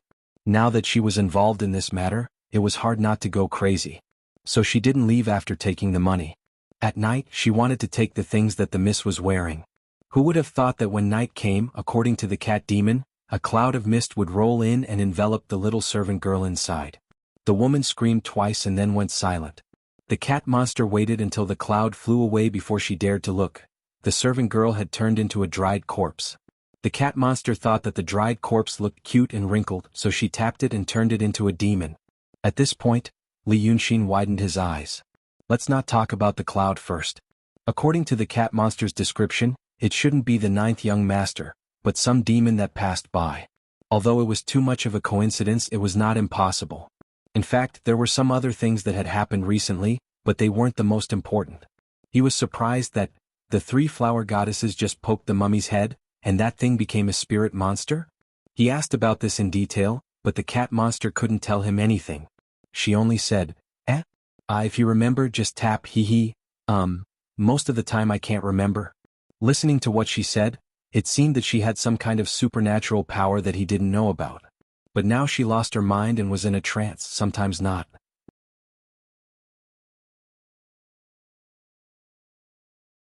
Chapter 61. This, Mrs. Sanhua, made Li Yunxin feel that things were not that simple. He put it aside and asked Xiao Jiesen. In fact, they couldn't get anything out of her. The faceless ghost was muddle-headed. Although it was easier to communicate with the 3 flower goddess because they were both not very smart, they didn't actually say any earth-shattering secrets. She was frightened a few days ago, so she ran away. She couldn't tell what she was frightened about. Li Yunxin looked up at Jiesen on the roof, thinking about how to deal with her. Just at this moment, she saw Xiao Jieming smiling with a crooked mouth, drooling as he stumbled into the backyard. The broken wine bottle in his hand was nowhere to be seen. His eyes were blank, obviously bewitched. Li Yunxin was in the house, but he pretended not to see him. He ran a few steps with a strange smile, saw an old tree in the yard and pounced on it. He pounced on it, hugged it, took off his pants, straightened his waist and pierced between 2 branches of the old tree, doing it. The bark of the old tree was rough and Xiao Jieming used a lot of strength. After a dozen or so times, his lower body was already a bloody mess. Everything happened so fast that Li Yunxin was dumbfounded. Seeing this, the cat demon laughed and clapped her hands. Hey, this is fun. Li Yunxin slapped her back. Stay under the bed. At this moment, the woman walked to the gate of the Qiao family. The sky suddenly turned dark. Of course, this was how she felt. A moment ago it was warm in the morning and the next moment it was midnight. But although it was midnight, it was not particularly dark. Because a series of big red lanterns were hung in front of the Qiao family's gate. The warm and festive light dispelled the fear brought by the darkness. She was standing at the gate, but she could already hear the faint laughter inside. It was the laughter of young girls, 3 or more. There was also the smell. It was like the smell of a wedding in a rich family, the smell of wine, meat and firecrackers. Everything indicated that it was the wisest choice to walk into the mansion at midnight. There would be a soft and dry bed or a charming and lovely maid. The woman thought for a moment, then really walked in. She crossed the threshold and walked 3 or 4 steps before the door quietly closed behind her without a sound. She saw a skinny servant girl staring at her with a smile. The maidservant's eyes were wide open, as if there was no upper or lower eyelids. Her eyeballs were about to pop out. But in such an environment and atmosphere, it didn't seem out of place. Instead, it was very normal. She smiled, the corners of her mouth stretching all the way to her ears, revealing 2 rows of gleaming white teeth. This smile hung on his face like a mask, without the slightest change. The maidservant was like a puppet whose joints were not very flexible. She bent her waist slightly and stretched out one hand to point the way for the woman. The woman stopped in front of the servant girl and stared at her expressionlessly for a while. Then, she shook her head slightly and walked in the direction that the servant girl pointed. In the night, the entire Qiao family's courtyard was lit up. Kong Ming lanterns floated in the sky. Candles and incense sticks were placed beside the pond and on the rockery. White paper money floated in the wind on the branches, but under the yellow light, it forced out the aura of wealth. The woman walked a few steps and heard a man's laughter in the wind. A man in colorful clothes walked towards her with his hands behind his back, his head held high and a smile on his face. The man's steps were vigorous and light, as if he was stepping on extremely elastic cotton. His hair was combed into a high bun, tied with a large red silk bun, fluttering in the night wind. It didn't fall down even when it was in midair. As for his face, he had huge yellow lips. It almost took up half of his face. His lips were smooth and glossy as if they were oiled. But this man's appearance in such an environment didn't seem out of place. He reached out a hand to the woman. The woman hesitated for a moment, then took his hand. The man let out a clear and resounding chuckle, then pulled her to the backyard even faster. As they neared the backyard, the sound of laughter and heavy breathing became even more distinct.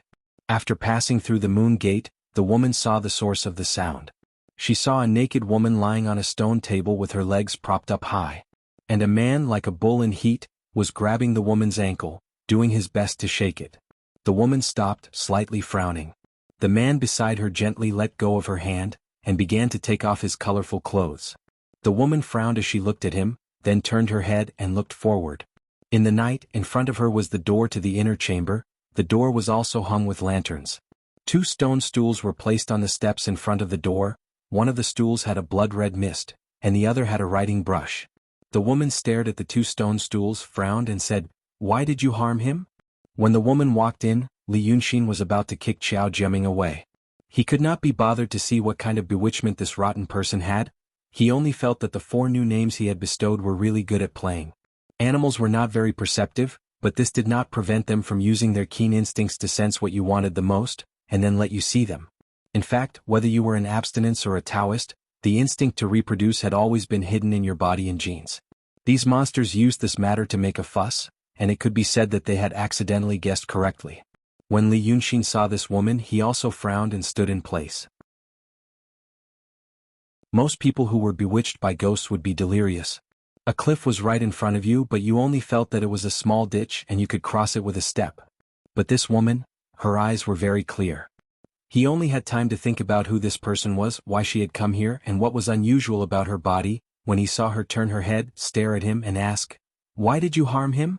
As soon as this sentence came out, the woman, the stone table, the lamp, the paper money, the man in colorful clothes, and the night faded without a trace in an instant. Qiao Jiaming was stunned for a moment, and finally saw the tree in front of him. But before he could think about the question of, where did the beauty go and why am I here, a huge tidal wave of pain swept over him, violently spreading from his lower body to every corner of his body. The extreme pain prompted a miserable howl, but as soon as the howl reached his throat, it was blocked because of the spasms caused by the pain. He knelt on the ground and covered his lower body with his hands. In his blurry vision he saw the figures of Li Yunxin and another woman. He subconsciously wanted to pounce on Li Yunxin, but because he staggered, he slanted towards the woman. But the woman did not dodge. She only frowned at Qiao Jiaming's bloody lower body and raised the middle and index fingers of her right hand, writing something in the air at a speed so fast that it could not be seen clearly, and then pointed at him slightly. With a bang, Qiao Jiaming's whole body turned into a pool of blood, splashing over half of the courtyard. Li Yunxin frowned and sighed, "Miss, you killed my test subject just like that." But the woman did not answer him and only asked, "Which sect are you a disciple of? Why did you harm people?"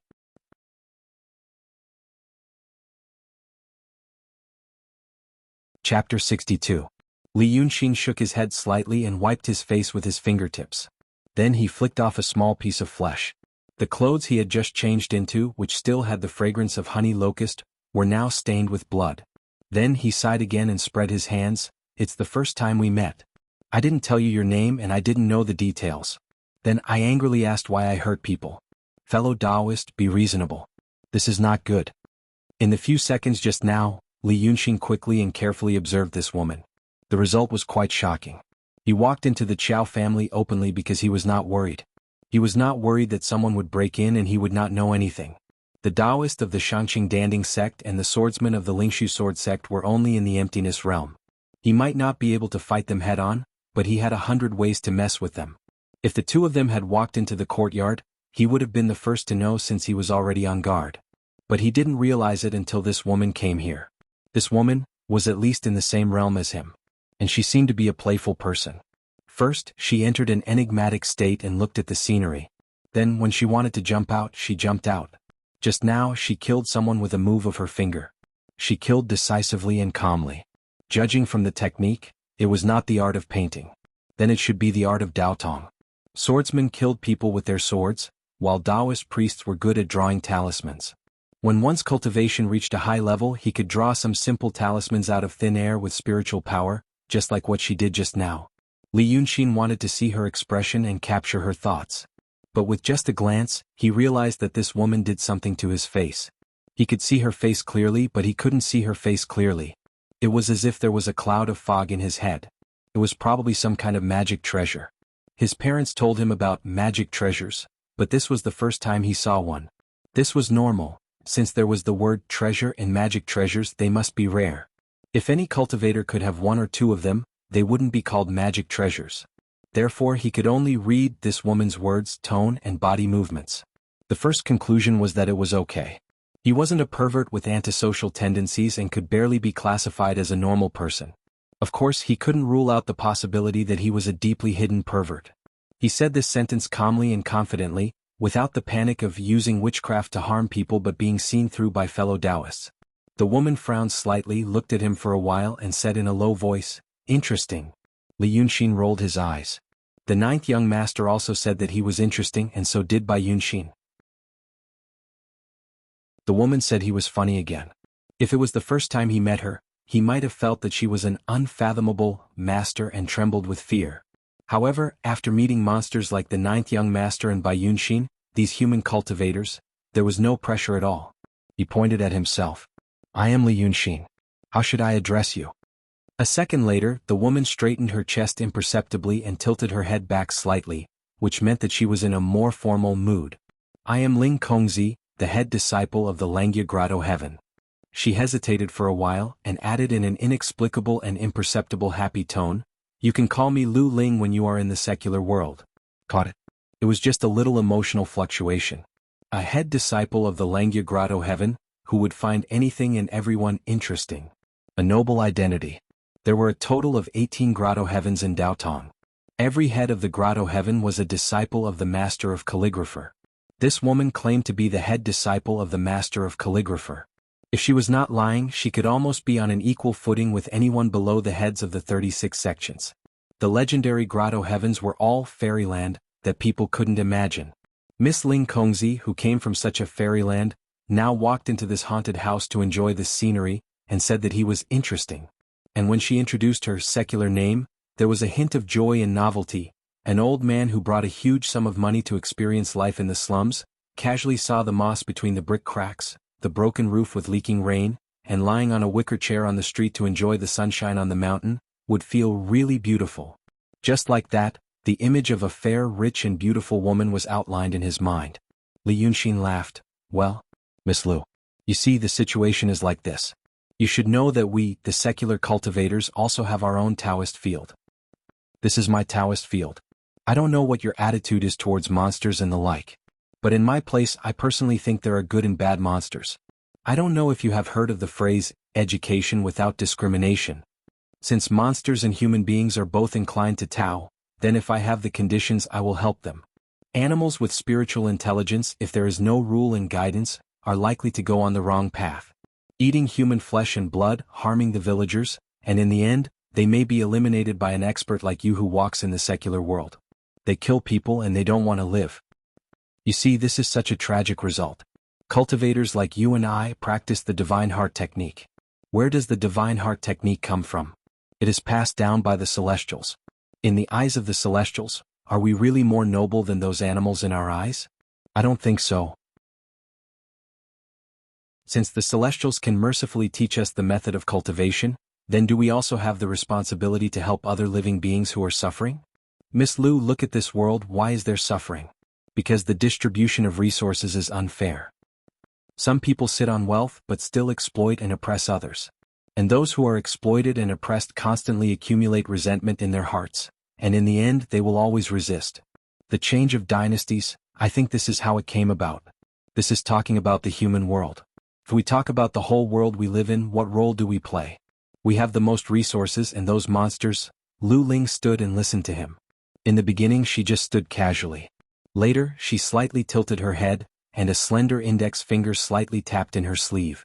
She was thinking, from the initial non-committal to the serious engagement later. She felt that what this young man named Li Yunxin said was actually very reasonable. Although she felt that something was not right, it was also very reasonable. That's why I call this great unity world communism. Humans and monsters, living harmoniously and happily together, that is such a beautiful world. Li Yunxin finally made a concluding speech. So that person just now, is particularly annoying. Why did I say he was a test subject? I originally wanted him to try to get along with these little monsters who have just gained spiritual intelligence. In the end, what he did, you also know. You are a good person. Lu Ling interrupted him. No need to explain. Li Yunxin's eyes widened. He heard Lu Ling continue to say lightly, what you said may not be the truth, and what you did here may not be as honorable as you said. But you can actually say such insightful words. Let's not talk about whether the doctrine is right or not, but you must have thought about it carefully. People who think about these questions are not bad people. You are a person with a very kind heart. She used an unquestionable tone to define Li Yunxin, and then turned to leave. Since you said it is your Taoist field, then it is your Taoist field. I will go back and think about your words carefully. If there is anything I don't understand, I will ask you. Li Yunxin blinked and stared at her for a while. When she was about to walk out of the Moon Gate, he couldn't help but ask, Miss Lu, what are you doing in the city of Wei? Lu Ling stopped in his tracks and turned around to look at him. Dao Xian. She said, I am looking for Dao Xian.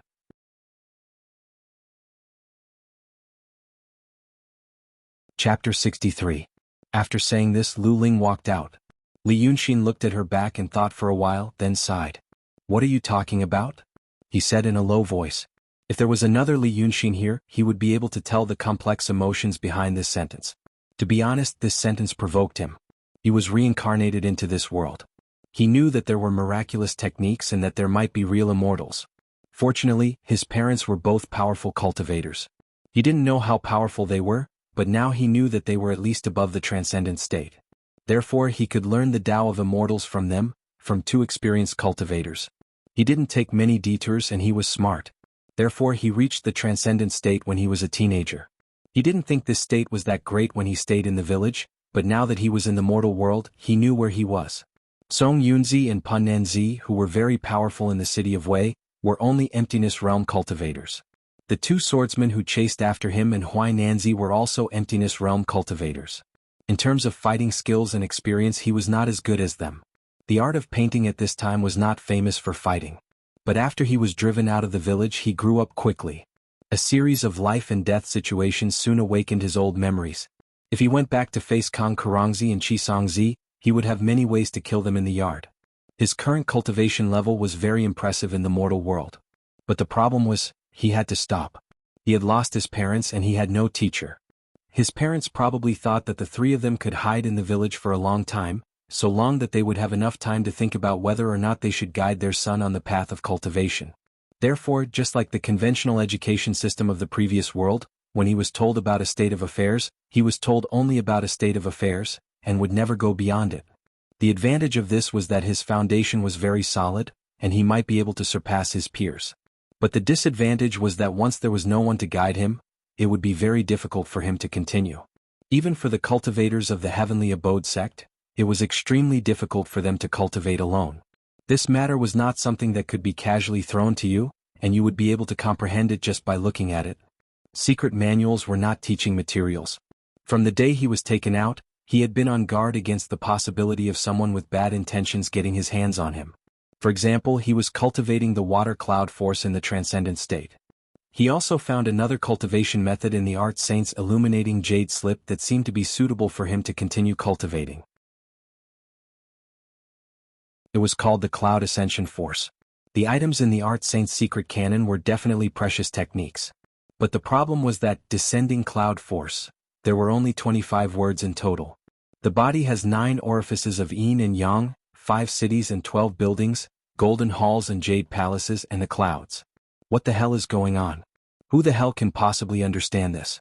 Back when he was cultivating the water cloud force, he could spend 3 days and 3 nights talking about the word natural before slowly comprehending it.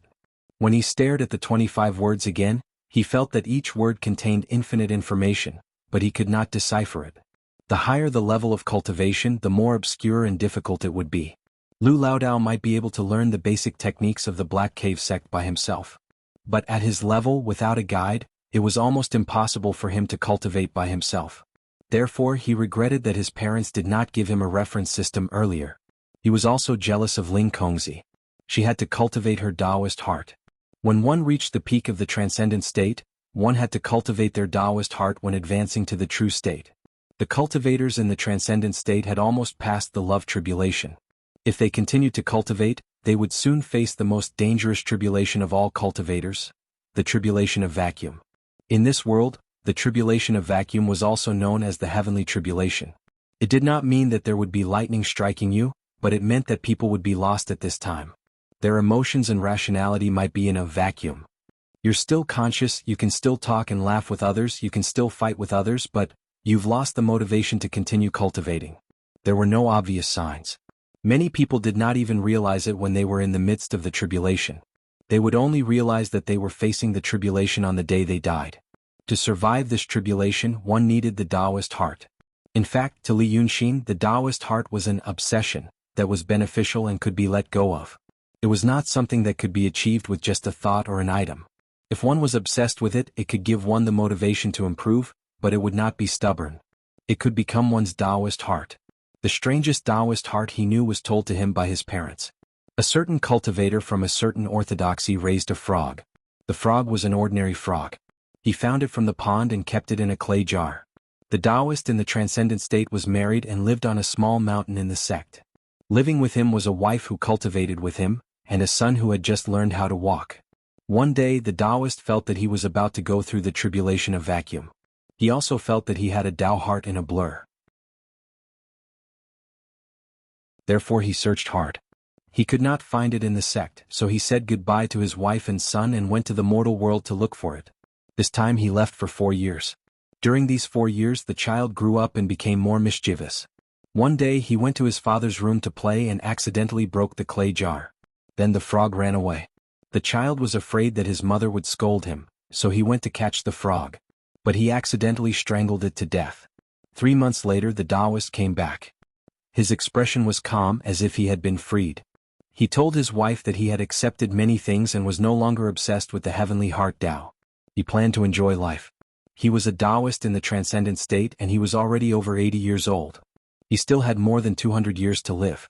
Therefore, everyone, including the Taoist himself, knew that he had encountered the tribulation of vacuum. But there was nothing they could do. Because when the frog was accidentally strangled by his son, the Taoist who was 1,000 miles away held his heart and exclaimed. He frowned and sighed for a while, then he smiled. That frog was his Taoist heart. Now Lu Ling also needed to find the Taoist heart, go through the tribulation of vacuum and enter the true state. Li Yunxin wanted it too. He had never met a cultivator who was at a higher level than him, so the thought was not as strong. But today he met Lu Ling, who was looking for the Taoist heart at such a young age. Then he met the 9th young master in Bai Yunxing. His life was threatened. When all these things were added together, he wanted it too. He wanted to continue to prove his Tao, he wanted to go through the tribulation, he wanted to find his Taoist heart, and he wanted to enter the true state. He wanted to settle everything with his own power, and he did not need to be careful and careful.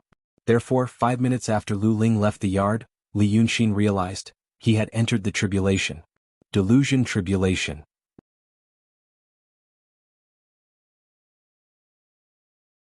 Chapter 64. Most of the bitterness in life came from 3 things. Separation from love, resentment, and unattainment. For ordinary people, there was no way to get rid of these things. No one could do what they wanted. People would praise them for being able to endure these things and act like they didn't care. However, for cultivators, especially those with higher levels, the resulting stubbornness would bring serious consequences. Cultivation was not something that could be done in a day, and it was not something that could be put down easily. Something he was familiar with in his previous world, for example, would be working out. Ordinary people were those who never worked out. But when they walked, ate, and got out of bed, their bodies would slowly grow and become stronger. Cultivators were a bunch of fitness freaks who didn't even look at girls in the eyes and only cared about their muscles. They put in a lot of effort and quickly gained strength that was stronger than ordinary people. But if one day he felt that he didn't want to work out or cultivate anymore, he would give up his annual card and become a nerd. He was still exercising. He walked around and reached for the instant noodles on the bedside table. He was still exercising. It was a subconscious process for cultivators to meditate and refine their bodies. But even if he didn't do these things and just walked around in the sunlight, the chi inside his body would still be slowly refined and refined. This meant that once a cultivator entered the tribulation, he couldn't temporarily stop cultivating to avoid the danger. He had to face it, or face the tribulation, or face the tribulation. That was why those cultivators always took the initiative to go through the tribulation. If you didn't take the initiative and let the tribulation find you, then you would probably end up like Li Yunxin. One moment he felt that his mind was clear and the next moment he had entered the tribulation. Li Yunxin felt that this was a bit tricky. This was not the first time he entered the tribulation. He had entered the tribulation of freedom when he was 8 years old. He still remembered his parents' surprised and incredulous reaction. The tribulation of freedom was actually a question similar to, why do you exist? What is your purpose in life? This tribulation was not difficult to pass, for those who focused on Tao. Everyone would probably enter this tribulation when they were about to reach the transcendent state. But the problem was, Li Yunxin was 8 years old at the time, and he had just reached the emptiness state. To say that he was wholeheartedly focused on the Tao? As a child he knew nothing but Tao, of course that was his parents' opinion. At that time, Li Yunxin really didn't have any thoughts of focusing on the Tao. Perhaps because of his special identity, this tribulation came strangely. It was also because of his special identity that he survived that tribulation. It was just that the method of transcending the tribulation wasn't what his parents thought it was. Now that he had entered the delusion ordeal because he couldn't get what he wanted, he knew that he was in big trouble. In fact, he always had a thought. This tribulation, to put it bluntly, was the influence of one's mind on the process of cultivation. Perhaps people could control their active consciousness, but they could not control their subconscious. Therefore, unless the problem was completely solved, they would not be able to pass the tribulation. If he could clear his subconscious related to tribulation in a certain way, this tribulation would probably be destroyed artificially. But he couldn't do it yet. Psychology was an extremely complicated subject, and he believed that no one in history had ever been able to do it. Therefore he had to pass the tribulation. His life was threatened by the 9th young master and by Yunxing. Then he saw Lu Ling and was stimulated, so he wanted to become stronger. A desire that wasn't so strong could be considered as motivation. But a desire that was too strong was delusion. His desire came from his sense of security when he was threatened, as well as his understanding of himself that was different from that of ordinary people. If any ordinary cultivator in this world encountered such a situation, he would probably be more afraid, and there would be no tribulation. But for him, fear might exist, but it only fueled his desire to fight. His temperament formed by the experience of 2 lives made it impossible for him to lower his head and submit. Maybe he could pretend to be courteous, but he could never be tamed in his heart. Therefore there were only 2 ways to pass this tribulation. Touch the threshold of the true state and find his own Taoist heart. Or eliminate the threat. Compared to the former, the latter was more risky. He wouldn't do it unless he had no other choice. He didn't have the confidence to kill a big demon like the 9th young master with his current strength and resources. He wasn't in a game and he wasn't one of those spectators who watched other people's lives. He only had one life. Only an idiot would risk his life when there was still room for negotiation. He decided to choose the former for now. He thought he had a shortcut, the power of incense. Maybe with the help of that, he could quickly remove the restriction and then break through to the true state. He stood in the vestibule and thought for a while, then turned to look at the cat demon Jia Xian and the 4 people in the yard. He frowned and thought for a while about the recent events and the people he met, and gradually put the thousands of things together. He felt that he needed a net. It was a web that connected many things together. Some lines and dots could already be seen clearly. Some key points were still vague, but he felt that he could find an opportunity to pull them out. Without a guide, he had to face this tribulation alone. It was a bit tricky. But Li Yunxin believed that he could handle it. After a while, he heard the sound of firecrackers in the back street. It was the whip he bought with Lao Dao yesterday. In a few days this news would spread and people would say that he and Lao Dao were innocent. It was actually a good thing that people nowadays believed in the power of the government and authority.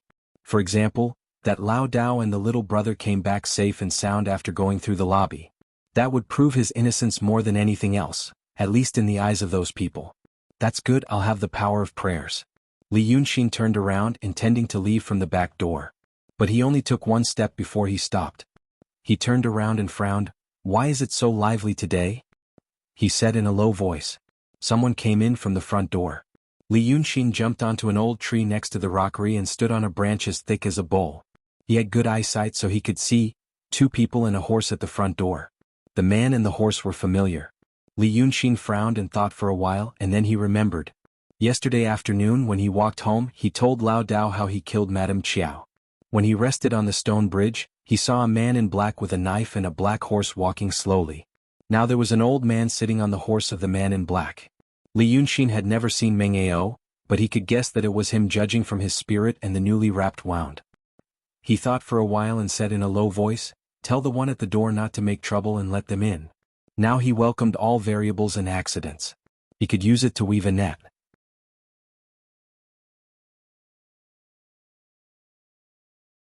Chapter 65. Is this the place? The man in black asked Meng Ao. His tone was calm and steady. His hand on the hilt of the saber did not tremble at all.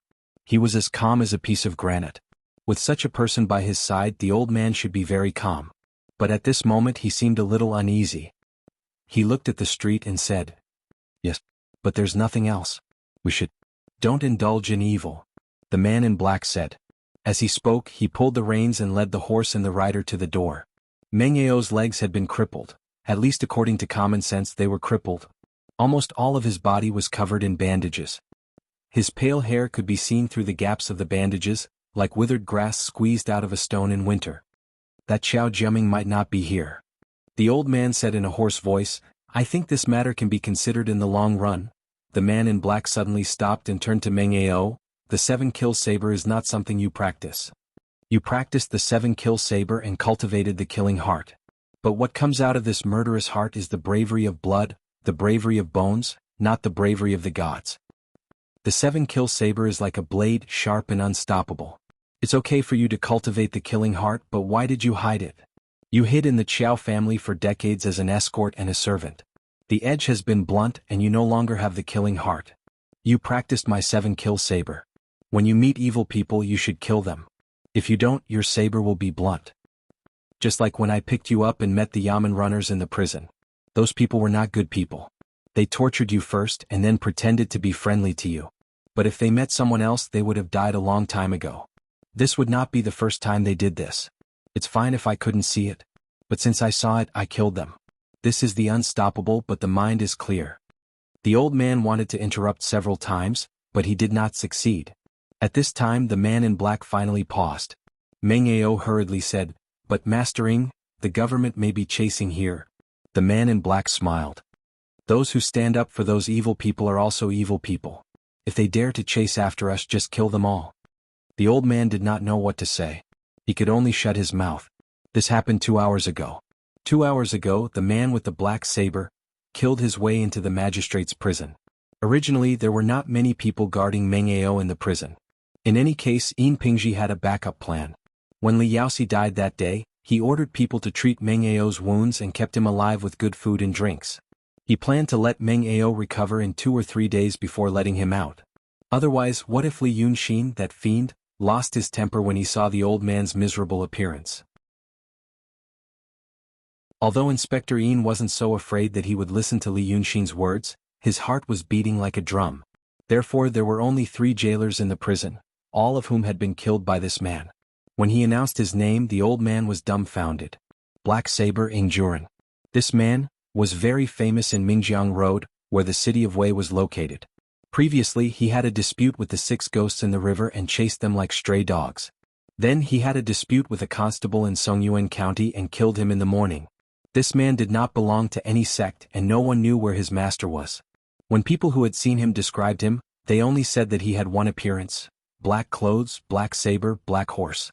This man's behavior was unpredictable. People in Jianghu said that he was neither good nor evil. In fact, these things were easy to explain. It was not rare for a martial artist to have some tricks and act arrogantly.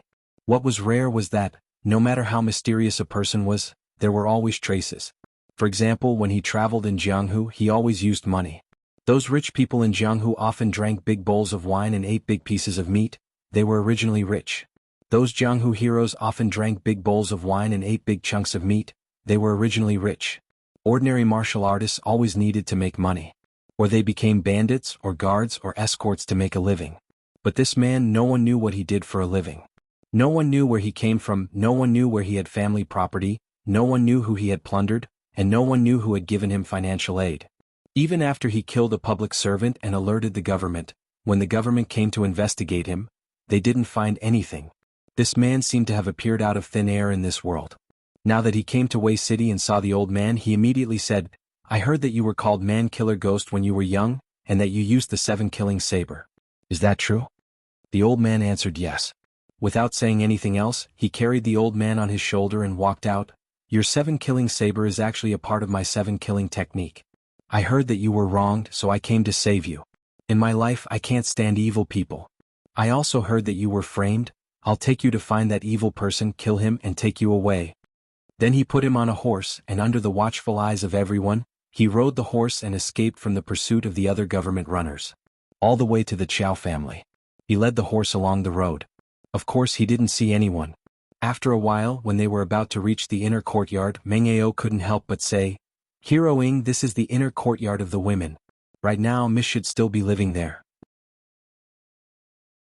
You're a man after all? Ing Juran slightly raised his hand and said in a low voice, the smell of blood. Smashing an adult and spraying it in the courtyard, the smell of blood was naturally strong. Such a strong smell made Meng Ao frown. He opened his eyes wide and shouted, Could it be that Miss She, good timing? Ing Juran twitched the corner of his mouth, clenched the saber, and stepped into the courtyard. Let me show you the real 7-killing saber. Half the courtyard was covered in blood and flesh. A young man in white stood in the courtyard. A black cat, a mouse, a white-furred rabbit and a red-crowned rooster scampered hastily into a corner when they saw a stranger. The young man stood alone in the courtyard, the corner of his mouth slightly raised, and stared at the newcomer with interest. In fact, there was also a cat demon. However, when Lu Ling came, it had already hidden in the house. Although Mrs. Sanhua was a little stupid, it was not stupid when it came to important matters. It clearly knew what kind of existence it was facing. It should hide in a corner and shiver. The young man said, I say you too, but a whistling sound interrupted his words. From 6 or 7 steps away, Ing Juran pulled out his saber and slashed. Pulling out the saber, rushing forward, running 3 steps and slashing down with force, accompanied by a brave shout, this saber, with a bang, it slashed on the bluestone ground. Li Yunxin moved a step to the left. Hey, you have some skills.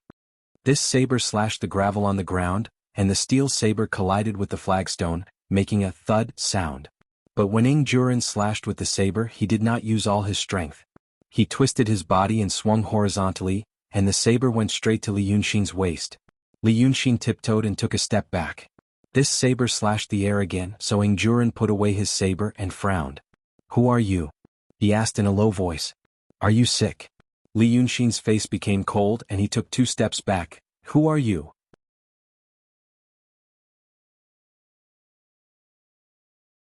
Chapter 66. At this moment, the horse carrying Meng Ao also entered the courtyard. The old man on the horse had never seen Li Yunxin before, but at least he had seen Xiao Jiaming. He squinted his eyes and hurriedly said, I'm wrong, Hero Ing, it's not this person.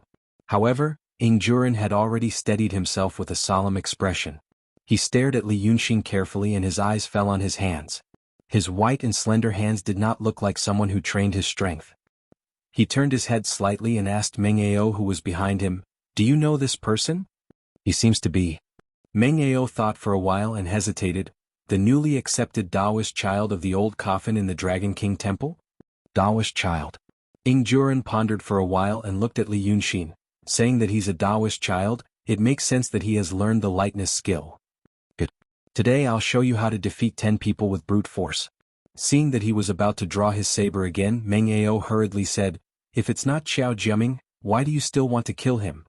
Because he deserves to be killed. Ing Juran took a deep breath and slightly relaxed his hand. I said before that you hid your strength until your saber became blunt. Now look at yourself. When you were young, would you hesitate like this? This person may be innocent. But if he stands in your way, he is not innocent. If you don't kill him, your edge will become blunt. If your edge becomes blunt, it will be difficult for you to improve. How can you draw a sharper saber, kill more evil people and save more innocent people? He stared at Li Yunxin. Therefore, if you kill him today, you'll save the people in the future. Although he's dead, he should feel that his death was worthwhile.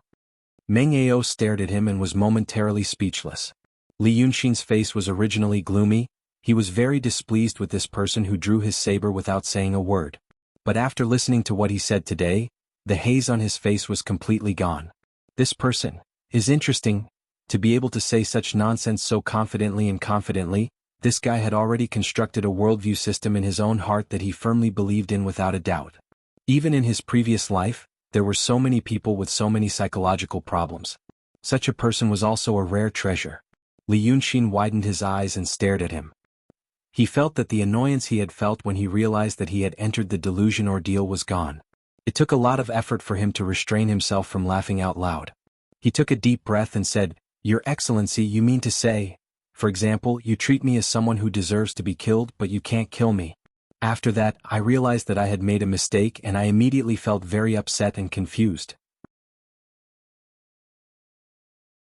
Sir, because your thoughts are not clear, you feel that this little setback will affect your achievements on the martial path. So, you decided to kill me to fulfill your wish. Who told you to mistake me for someone else? Is that what you mean? Ingjuren slowly took a step forward and gripped his saber in a very strange posture. He stared at Li Yunxin like a poisonous snake about to pounce. He nodded. You are a clever young man.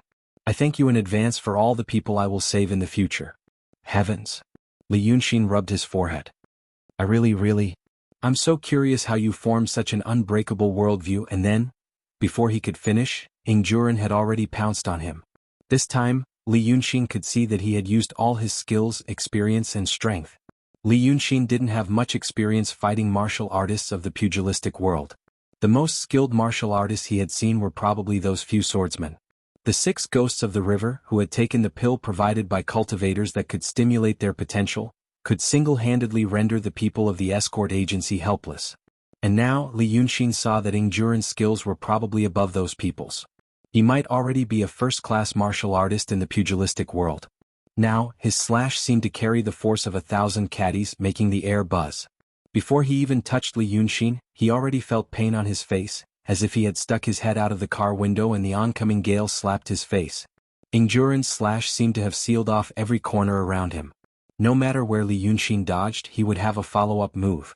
He would immediately change his direction and force him into a dead end. There was no way to dodge.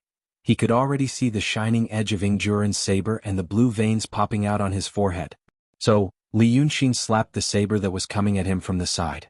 The saber that was about to hit his forehead flew out with a buzzing sound and deeply embedded itself into the trunk of an old tree. This force came so violently and quickly that before Ingjuren could let go, the handle of the saber had already escaped from his palm. The violent force instantly tore the web between his thumb and index finger, and even his body was dragged to the side. He fell to the ground with a thud and slid 2 or 3 steps away. Li Yunxin retracted his hand and nodded to Meng Ao, who was stunned on the horse's back. Look, this is one man's strength against 10 men. Martial artists. Even the internal energy and reaction speed of a first-rated warrior, how could it compare to the spiritual energy in his whole body? Ingjuren was stunned on the ground for a while before he came to his senses. He immediately rolled over and stood up. When he realized that Li Yunxin had no intention to follow up with another attack, he clenched his fists and said with a trembling voice, "Your Excellency, who are you?" But Li Yunxin only put his hands behind his back and looked at him with interest. "I won't kill you. You can leave." Black Saber Ingjuren frowned and looked at Li Yunxin warily, then glanced at Meng Ao. Li Yunxin felt that he was probably saying, "Didn't you say he was just a Taoist child?" Meng Ao looked at Li Yunxin in a daze, then looked at Ingjuren and blinked blankly. He was probably saying, he smiled again, "You're interesting. I really won't kill you. You can leave." Ingjuren stared at him for a while, then slowly walked to the tree with extreme caution and pulled out his black saber, enduring the pain. Then, holding the saber, his eyes never left Li Yunxin's body. He walked to the side of the black horse and held the reins. Li Yunxin waited in his heart for a while, and that Meng Ao finally spoke. "Heroing this, what about this? Sharpness is indeed important. But if you lose your life, how can you talk about sharpness?" Ingjuren stared at Li Yunxin and tentatively took a step out of the moon door. Li Yunxin did not move. "You and I still have to kill more evil people and save more innocent people. Although this person blocked the way for a while, when I swung my saber just now, my momentum, intent, and chi had all reached the peak. My thoughts were already clear. Why do I have to chase after him and cling to that thought? My sharpness has actually penetrated him. This is killing intent, killing intent." As he spoke, he straightened his shoulders and regained the solemn aura from before. After taking 2 more steps, he finally disappeared outside the moon door. Li Yunxin heard 3 hurried footsteps, the sound of someone turning over and getting on the horse, the sound of someone shouting at the horse, and the sudden acceleration of the horse's hooves. This person was really interesting.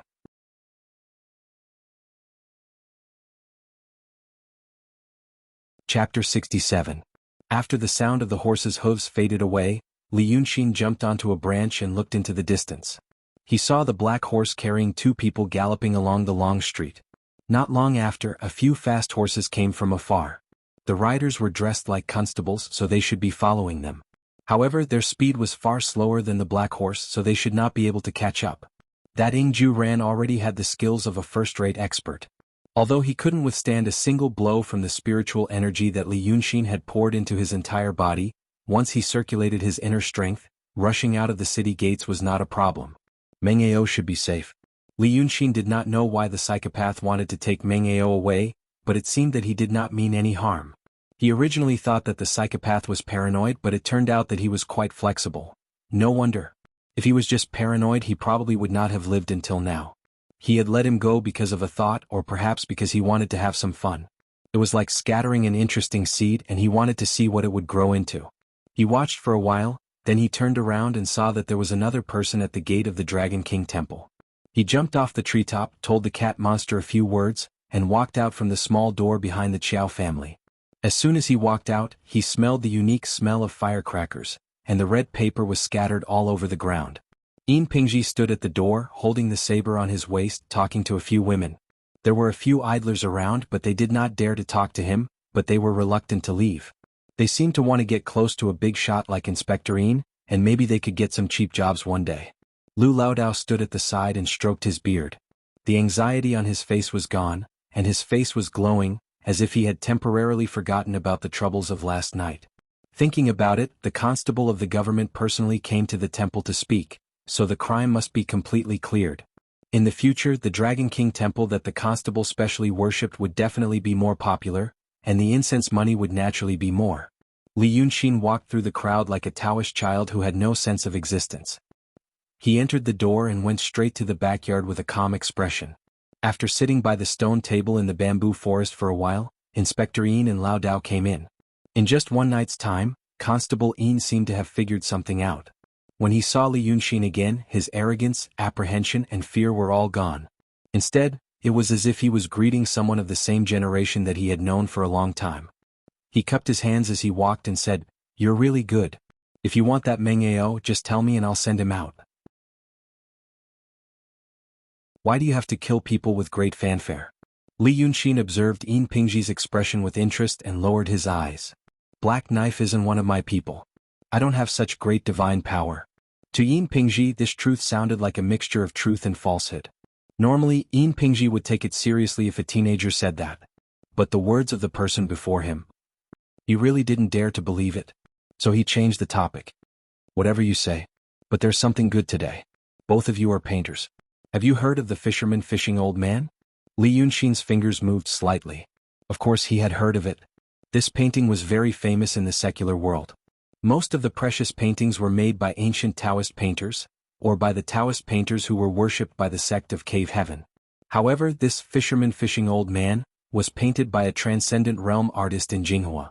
Of course, the transcendent painter in the secular world couldn't be compared to the Taoist painters who were trained in painting.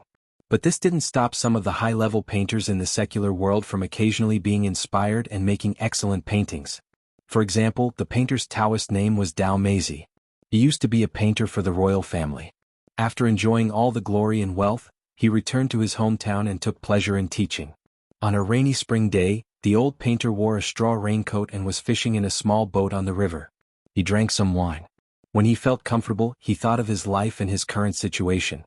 He felt that he had no regrets in life and nothing to ask for. So he made this fisherman fishing old man when he returned home. It was said that once the painting was finished, the whole room was filled with light. It was a treasure. Not only was it a treasure for the secular world, it was also a treasure for cultivators. It could be used to understand the delusion ordeal. This Dao Meizi made the best work of his life. He had no regrets and should have been happier. But he drank wine that day and was drenched in the wind and rain. When he got home he caught a cold. His condition became worse and soon he died. But this painting was passed down. When Lu Laodao heard about this painting, He raised his eyebrows and showed his excitement. Of course I've heard of it. Is it the work of Master Dao Meizi? Yes. Yin Pingji said with a smile. Master Dao Meizi has a descendant. Now his grandson, well, he is also a painter. It is said that he is a great painter of artistic conception. He came to the city of Wei. He brought the fisherman fishing old man with him. That is Master Pei Juezi? When Lu Laodao said this, he looked at Li Yunxin subconsciously. He knew that Li Yunxin was very powerful in some aspects. But in the art of painting, although Laodao knew that his brother Xian was much better than him, he didn't know how much better. Because the water cloud force that Li Yunxin passed on to him was mainly used to refine the spirit and body. Li Yunxin didn't say it, so Laodao didn't know. What he was practicing now was the most authentic and core dharma of Tianxin. He, Laodao of the primordial chaos, was indeed a proper cultivator. He wasn't a rogue Taoist in the secular world anymore. But for Lu Laodao, he had never seen the painting Taoists of the grotto heavens and sections. He didn't even know of their existence. As far as he knew, painters were only those in the secular world. According to the states of Daotong and Kenzo, there were 5 realms of Xuanzhen void form. But the 5 realms of a painter could not be compared to the 5 realms of a proper cultivator. At least in this world, there had never been a painter above the transcendent state. In Lu Laodao's mind, that was probably impossible. But on this point he was right. Painters in the secular world did not have a guide. Even if they cultivated to the transcendent state, they didn't know there was such a thing as a heart of Tao. How could they break through to the true state? Therefore at this moment, Lu Laodao didn't know how brother Xian compared to Master Daomei's grandson Pei Juezi.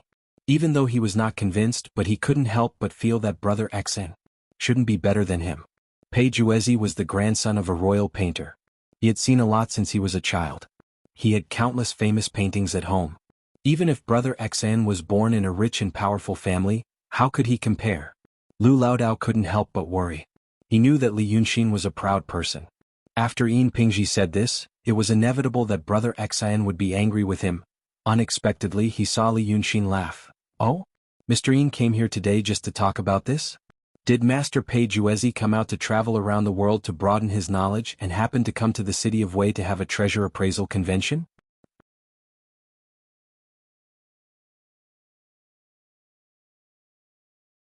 Chapter 68. That's right. Yin Pingji smiled. Master Pei Juezi learned that there are 5 painters of artistic conception in city of Wei, so he decided to stay for a few days. He invited his fellows to appreciate the fisherman fishing old man. This meeting is called Bao Hua meeting, which means to obtain treasures from heaven and earth. Inspector Yin's words were genteel and proper. No one knew who taught him or if he thought it out himself. But Lu Laodao enjoyed it very much. He claimed that he was one of the 5 painters of artistic conception in city of Wei, but no one paid attention to him. He had barely touched the edge of the concept, but the other 4 had been famous for a long time and were extremely wealthy. Now that Yin Pingji mentioned him and even said that he might be able to attend the meeting, old Taoist Lu's heart was on tenterhooks. He really wanted to go, but he was afraid that brother Xian would lose face, so he rejected him. But this worry soon disappeared. Li Yunxin smiled. Can I go? Inspector Yin frowned. What are you talking about? I came to deliver the invitation to you too. You're smart. I thought about it last night, and one more friend is better than one more enemy. Judging from young Master Li's temperament, you must be from an aristocratic family.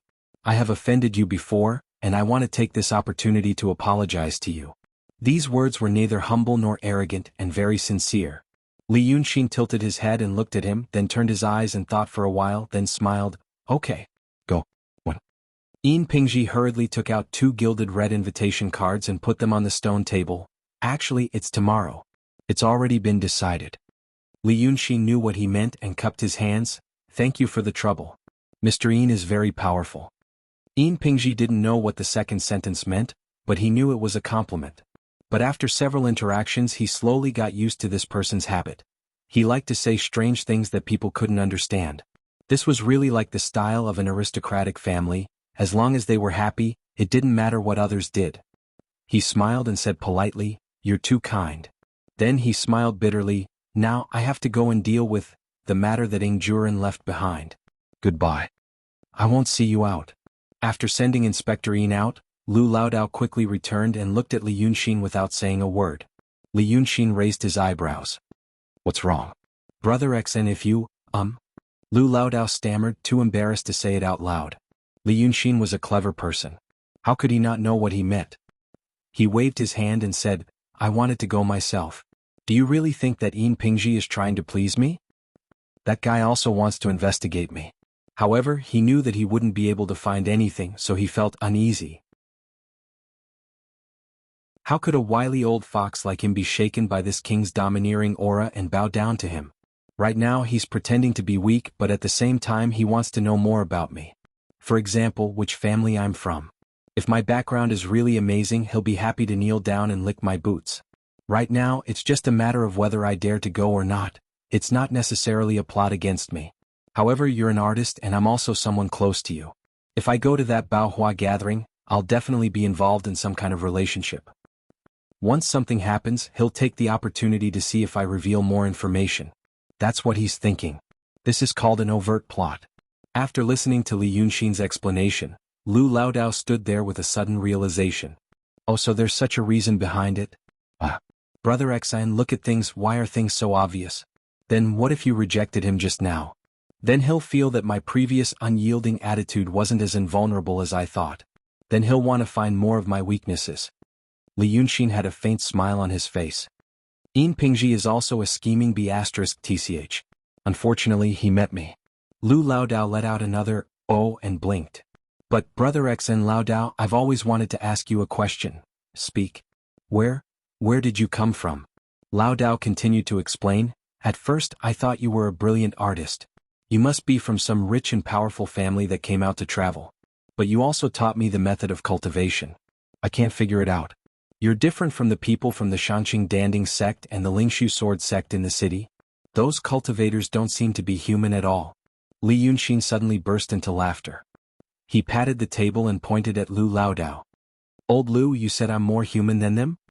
Lu Laodao opened his mouth in confusion. All right. Let's not talk about this. Let's go out to eat. Then I'll think about how to play with people. The sun gradually set. The shadows of the trees in the courtyard grew longer, but the heat of the day hadn't subsided. Song Yunzi of the Shanqing Danding sect and Pun Nanzi of the Lingshu sword sect were sitting in the courtyard. If Lu Laodao saw them now, he definitely wouldn't think they were inhuman. Because the two of them were sitting in this rather exquisite courtyard. Their usual cold attitude was different, and they were whispering like ordinary people. Pun Nanzi whispered, she's also from your Daotong. You really don't have any news about her? Song Yunzi shook his head. She said she's from Daotong, but who is she? You and I call ourselves cultivators, but in her eyes we might not be cultivators. She's the head disciple of the Langya Heavenly Cave. She has the opportunity to meet the sage. How would I know about such a person? After thinking for a bit, he slightly frowned. Actually, I'm wondering if she's here because of your matter. What matter? Pun Nanzi subtly tilted his head back. If Li Yunxin saw this, he would know that Song Yunzi was on guard. Do you really think I only want to enjoy life in the secular world? Song Yunzi faintly smiled. Your Lingshu sword sect lost 3 people, so now you're the head disciple, right? Pun Nanzi didn't speak and only stared at Song Yunzi. Why are you looking at me like that? Song Yunzi twirled his beard and smiled. After all, I'm a few years older than you and I've been in the city of Wei for a long time. Although I don't care about cultivation and just want to be a rich man, your Lingshu sword sect's actions in the city of Wei can't be hidden from me. I know all the bits and pieces. You're investigating and I'm also investigating. We're all cultivators. If someone really dares to kill the 3 of you, who knows when that person won't come looking for me? Song Yunzi lowered his voice and leaned closer to Pun Nanzi. What exactly is going on? Pun Nanzi still didn't speak. I know you're worried. But, at this critical moment you're worried. If you don't tell me when the person in the room comes out and asks about this, I can't help you. Pun Nanzi clenched his teeth. Tell me what you know first. Song Yunzi whispered, the 4 of you went down the mountain to go through the killing tribulation. Pun Nanzi's face was expressionless. You passed your killing tribulation, and so did your senior martial brother Huai Nanzi. Poor Kang Tsangzi and Chi Songzi, they didn't pass. If you ask me, how do you want to go through the tribulation? I'm afraid it's not the right path. Pun Nanzi stared at him for a while and coldly said, there are a lot of people going through the tribulation. As long as it doesn't involve other people, who cares about the lives of mortals? Song Yunzi smiled. Then how did they die?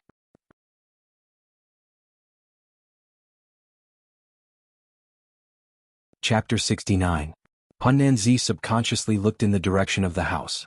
Song Yunzi waved his hand. Hey. You are overthinking. How could someone like her not know these things? It was definitely not her. I mean, did you hear about what happened in the suburbs? Punanzi felt that he could not keep up with Lao Dao's thoughts. Suburbs? What happened? That farmer's family in the outskirts of the city has lost a lot of cattle recently. They all died at night. Punanzi rolled his eyes. I don't care about those filthy people. Song Yunzi smiled meaningfully. Fellow Taoist, you are not as good as me. Those mortals are like mud scattered on the ground. They are lowly but very useful. They were crippled and harmed. You can see the mark. I heard that Chisongzi and Kong Kanzi went down the mountain and separated from you guys. A few months later they died in Qinghe County. A few days later, some farmers said that they were eaten by wild beasts. I found out that your martial brother, Huainanzi, died in the forest outside the city of Wei.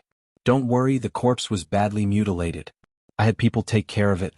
But the neck was bitten off and the head was missing. Your martial brother, Huainanzi, had almost reached the emptiness realm.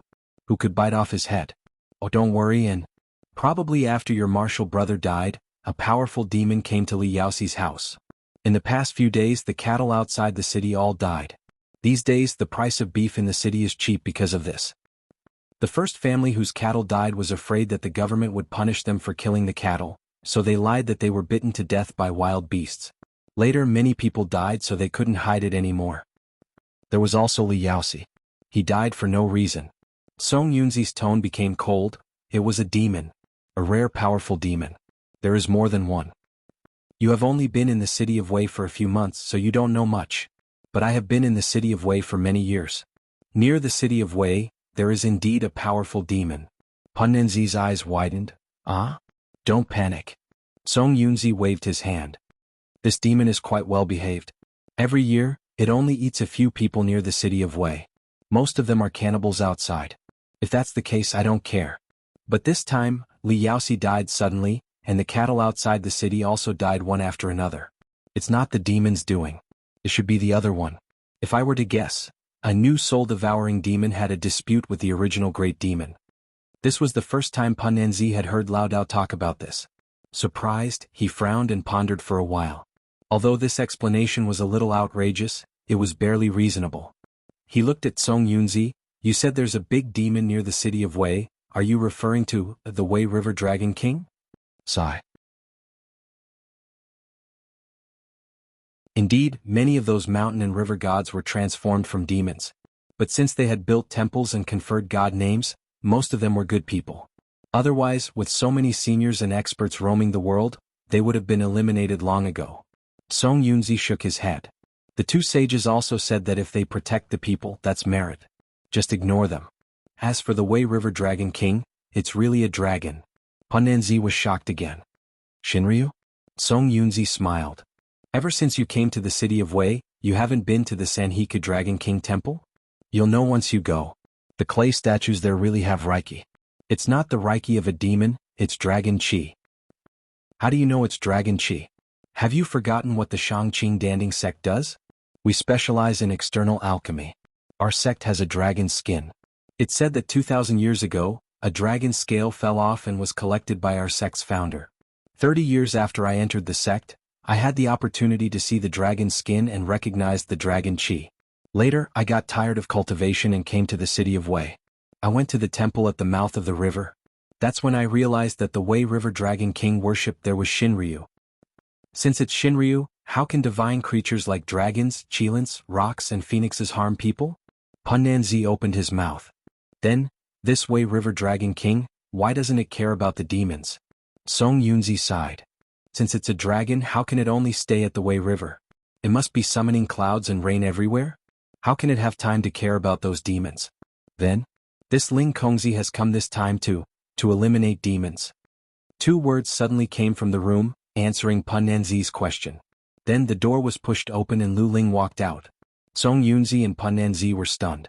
They realized that the conversation they thought they were whispering to each other, they must have been heard. You. Punanzi's expression changed very quickly, but he just stood there and stuttered. He was an emptiness realm cultivator facing a peak transcendent realm cultivator like Dao Tong. He really didn't know how to react. Lu Ling closed his eyes and smelled the fragrance of the flowers in the courtyard. He let out a sigh and said, I don't have time to care about your business. Hearing this, Pan Nanzi felt like he was pardoned and his expression softened. Thank you, fellow Taoist. Fairy? But Lu Ling didn't finish. After this matter is over, go back to the Ling Su sword sect and ask for forgiveness from your sect master. Pan Nanzi's expression changed again. Fairy? This? Lu Ling looked at his face and nodded his head slightly. Oh, so your Ling Su sword sect isn't rotten to the bone. I was thinking that if you had acted so casually before, I would have gone to your Ling Su sword sect to reason with you. Pan Nanzi took 2 steps back, looked at Lu Ling and said in a low voice, Ling Kongzi, I respect you as a transcendent realm cultivator, that's why I'm being polite to you. But you're a Daotong cultivator and I'm a Kenzo cultivator, so we're not. Whether it's Daotong or Kenzo, there is always a rule that doesn't change. Lu Ling looked at Pan Nanzi seriously. Although his voice wasn't fast or loud, he easily interrupted Pan Nanzi's words. Don't take the lives of mortals lightly. Mortals are the foundation of a cultivator. Destroying the foundation means becoming enemies with Daotong and Kenzo. I've heard about what happened in the city of Wei. That's why I want to get rid of demons. Do you think it's just demons? Pan Nanzi and Song Yunzi were both stunned. It was true that there was this rule. But just like how emperors in the mortal world said they had to be diligent and love their people, who would take it seriously, it was also true that they couldn't take lives at will. But how could it be considered taking lives lightly if they were killed for the sake of transcending the tribulation? Although it was unreasonable, there were many cultivators who did this. This was already an unspoken rule. For the sake of righteousness, big shots like the master of the heavenly abode and the sect masters would always punish the disciples who had done such things and were found out. But no one would be like Lu Ling and use the first rule to explain things. Unless it was to pick a fight. Pan Nanzi frowned. Ling Kongzi cultivator, did someone in the Ling Su sword sect offend you? You don't have to use this to make a big deal out of it. My words in the sect still have some weight. Stubborn. Lu Ling sighed. Pan Nanzi didn't hear it clearly and frowned again. This was the last sound he made. With a bang, Pan Nanzi's body scattered over half of the courtyard. Just like Qiao Jiaming. Song Yunzi's face was covered in flesh and blood. He didn't even see how Lu Ling did it. After a dozen breaths of time, he finally let out a shaky breath. Spare me? Lu Ling looked at him. Why do you need to beg me? You didn't take lives lightly. Song Yunzi blinked with difficulty. He heard Lu Ling ask him, the first rule, don't take the lives of mortals lightly, right? Song Yunzi nodded. Pan Nanzi killed people to transcend the tribulation. He violated the first rule and should be killed, right? Song Yunzi could only nod. If that's the case, why is it so difficult? The rule is very clear. What do you not understand? Song Yunzi was stunned for a dozen breaths before he asked, did you really kill him because of the first rule? Then what do you think? Lao Dao's expression changed a dozen times before he managed to stop himself from shouting. However, he still couldn't help but ask, but you also killed a mortal today, so I'm the one reasoning with you. Instead of you reasoning with me.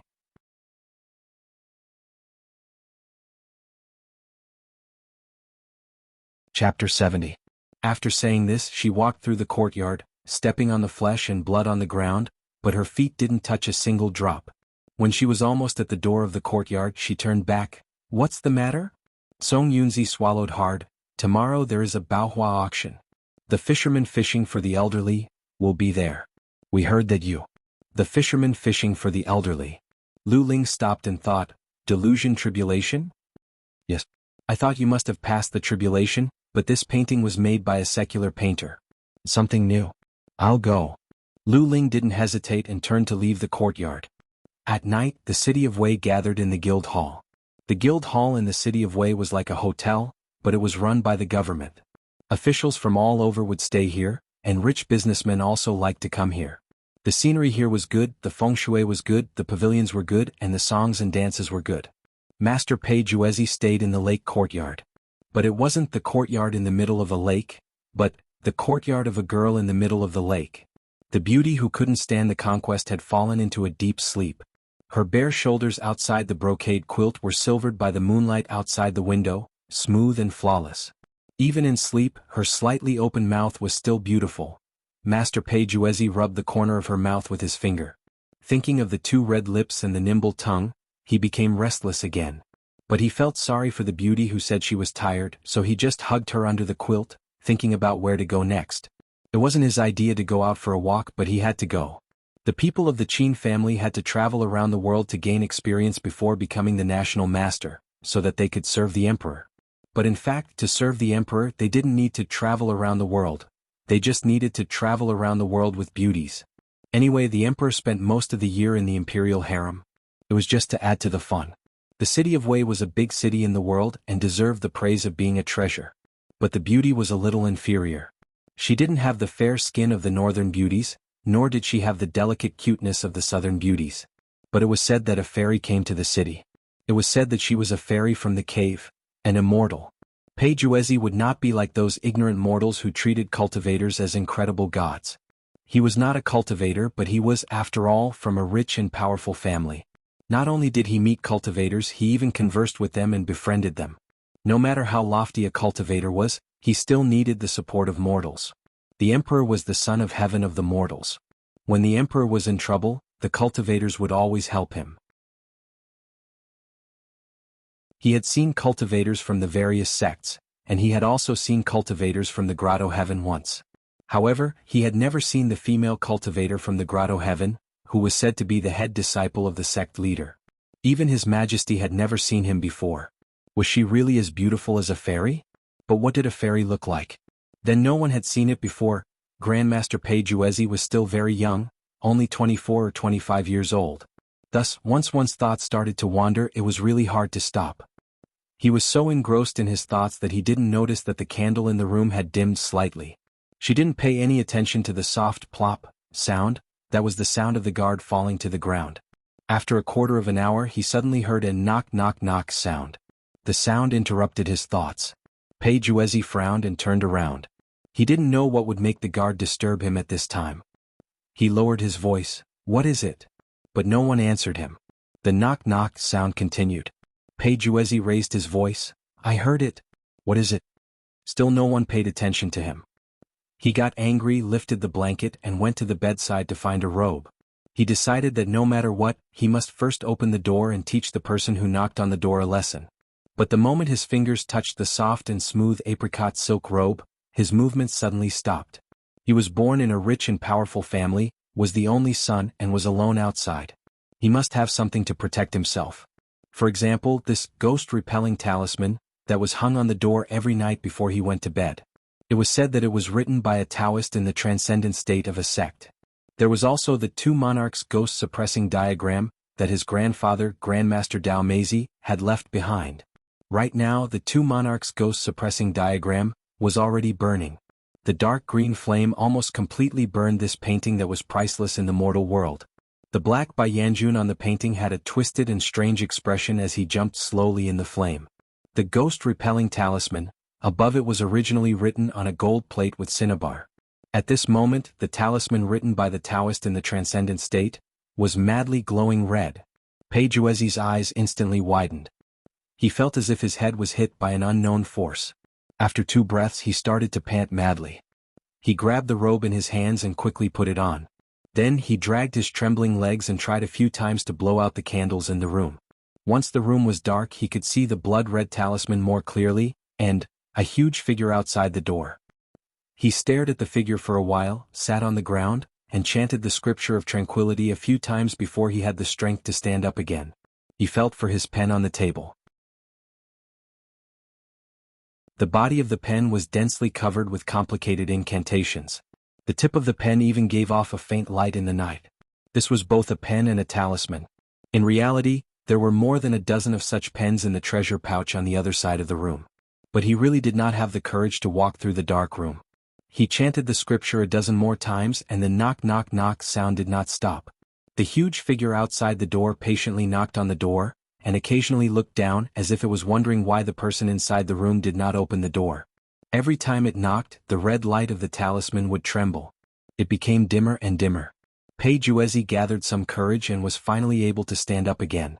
He walked a step away from the door and used the pen to poke the oil paper on the window frame. The quality of the oil paper in the Gathering Guild was very good. He did not break it with one poke. This almost used up all his courage. He was so panicked that he was about to cry. But he still gritted his teeth and poked again. It finally broke. But he used too much strength and his hand trembled, so he made a long cut. Page Uezi hurriedly took 2 or 3 steps back, but he forced himself not to fall.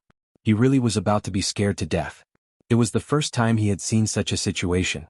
Even the dual monarch suppressing ghost diagram that his grandfather had left behind and the warding ghost talisman of the Daotong expert could not withstand the Yao power of the thing outside the door. He knew that he had no other way.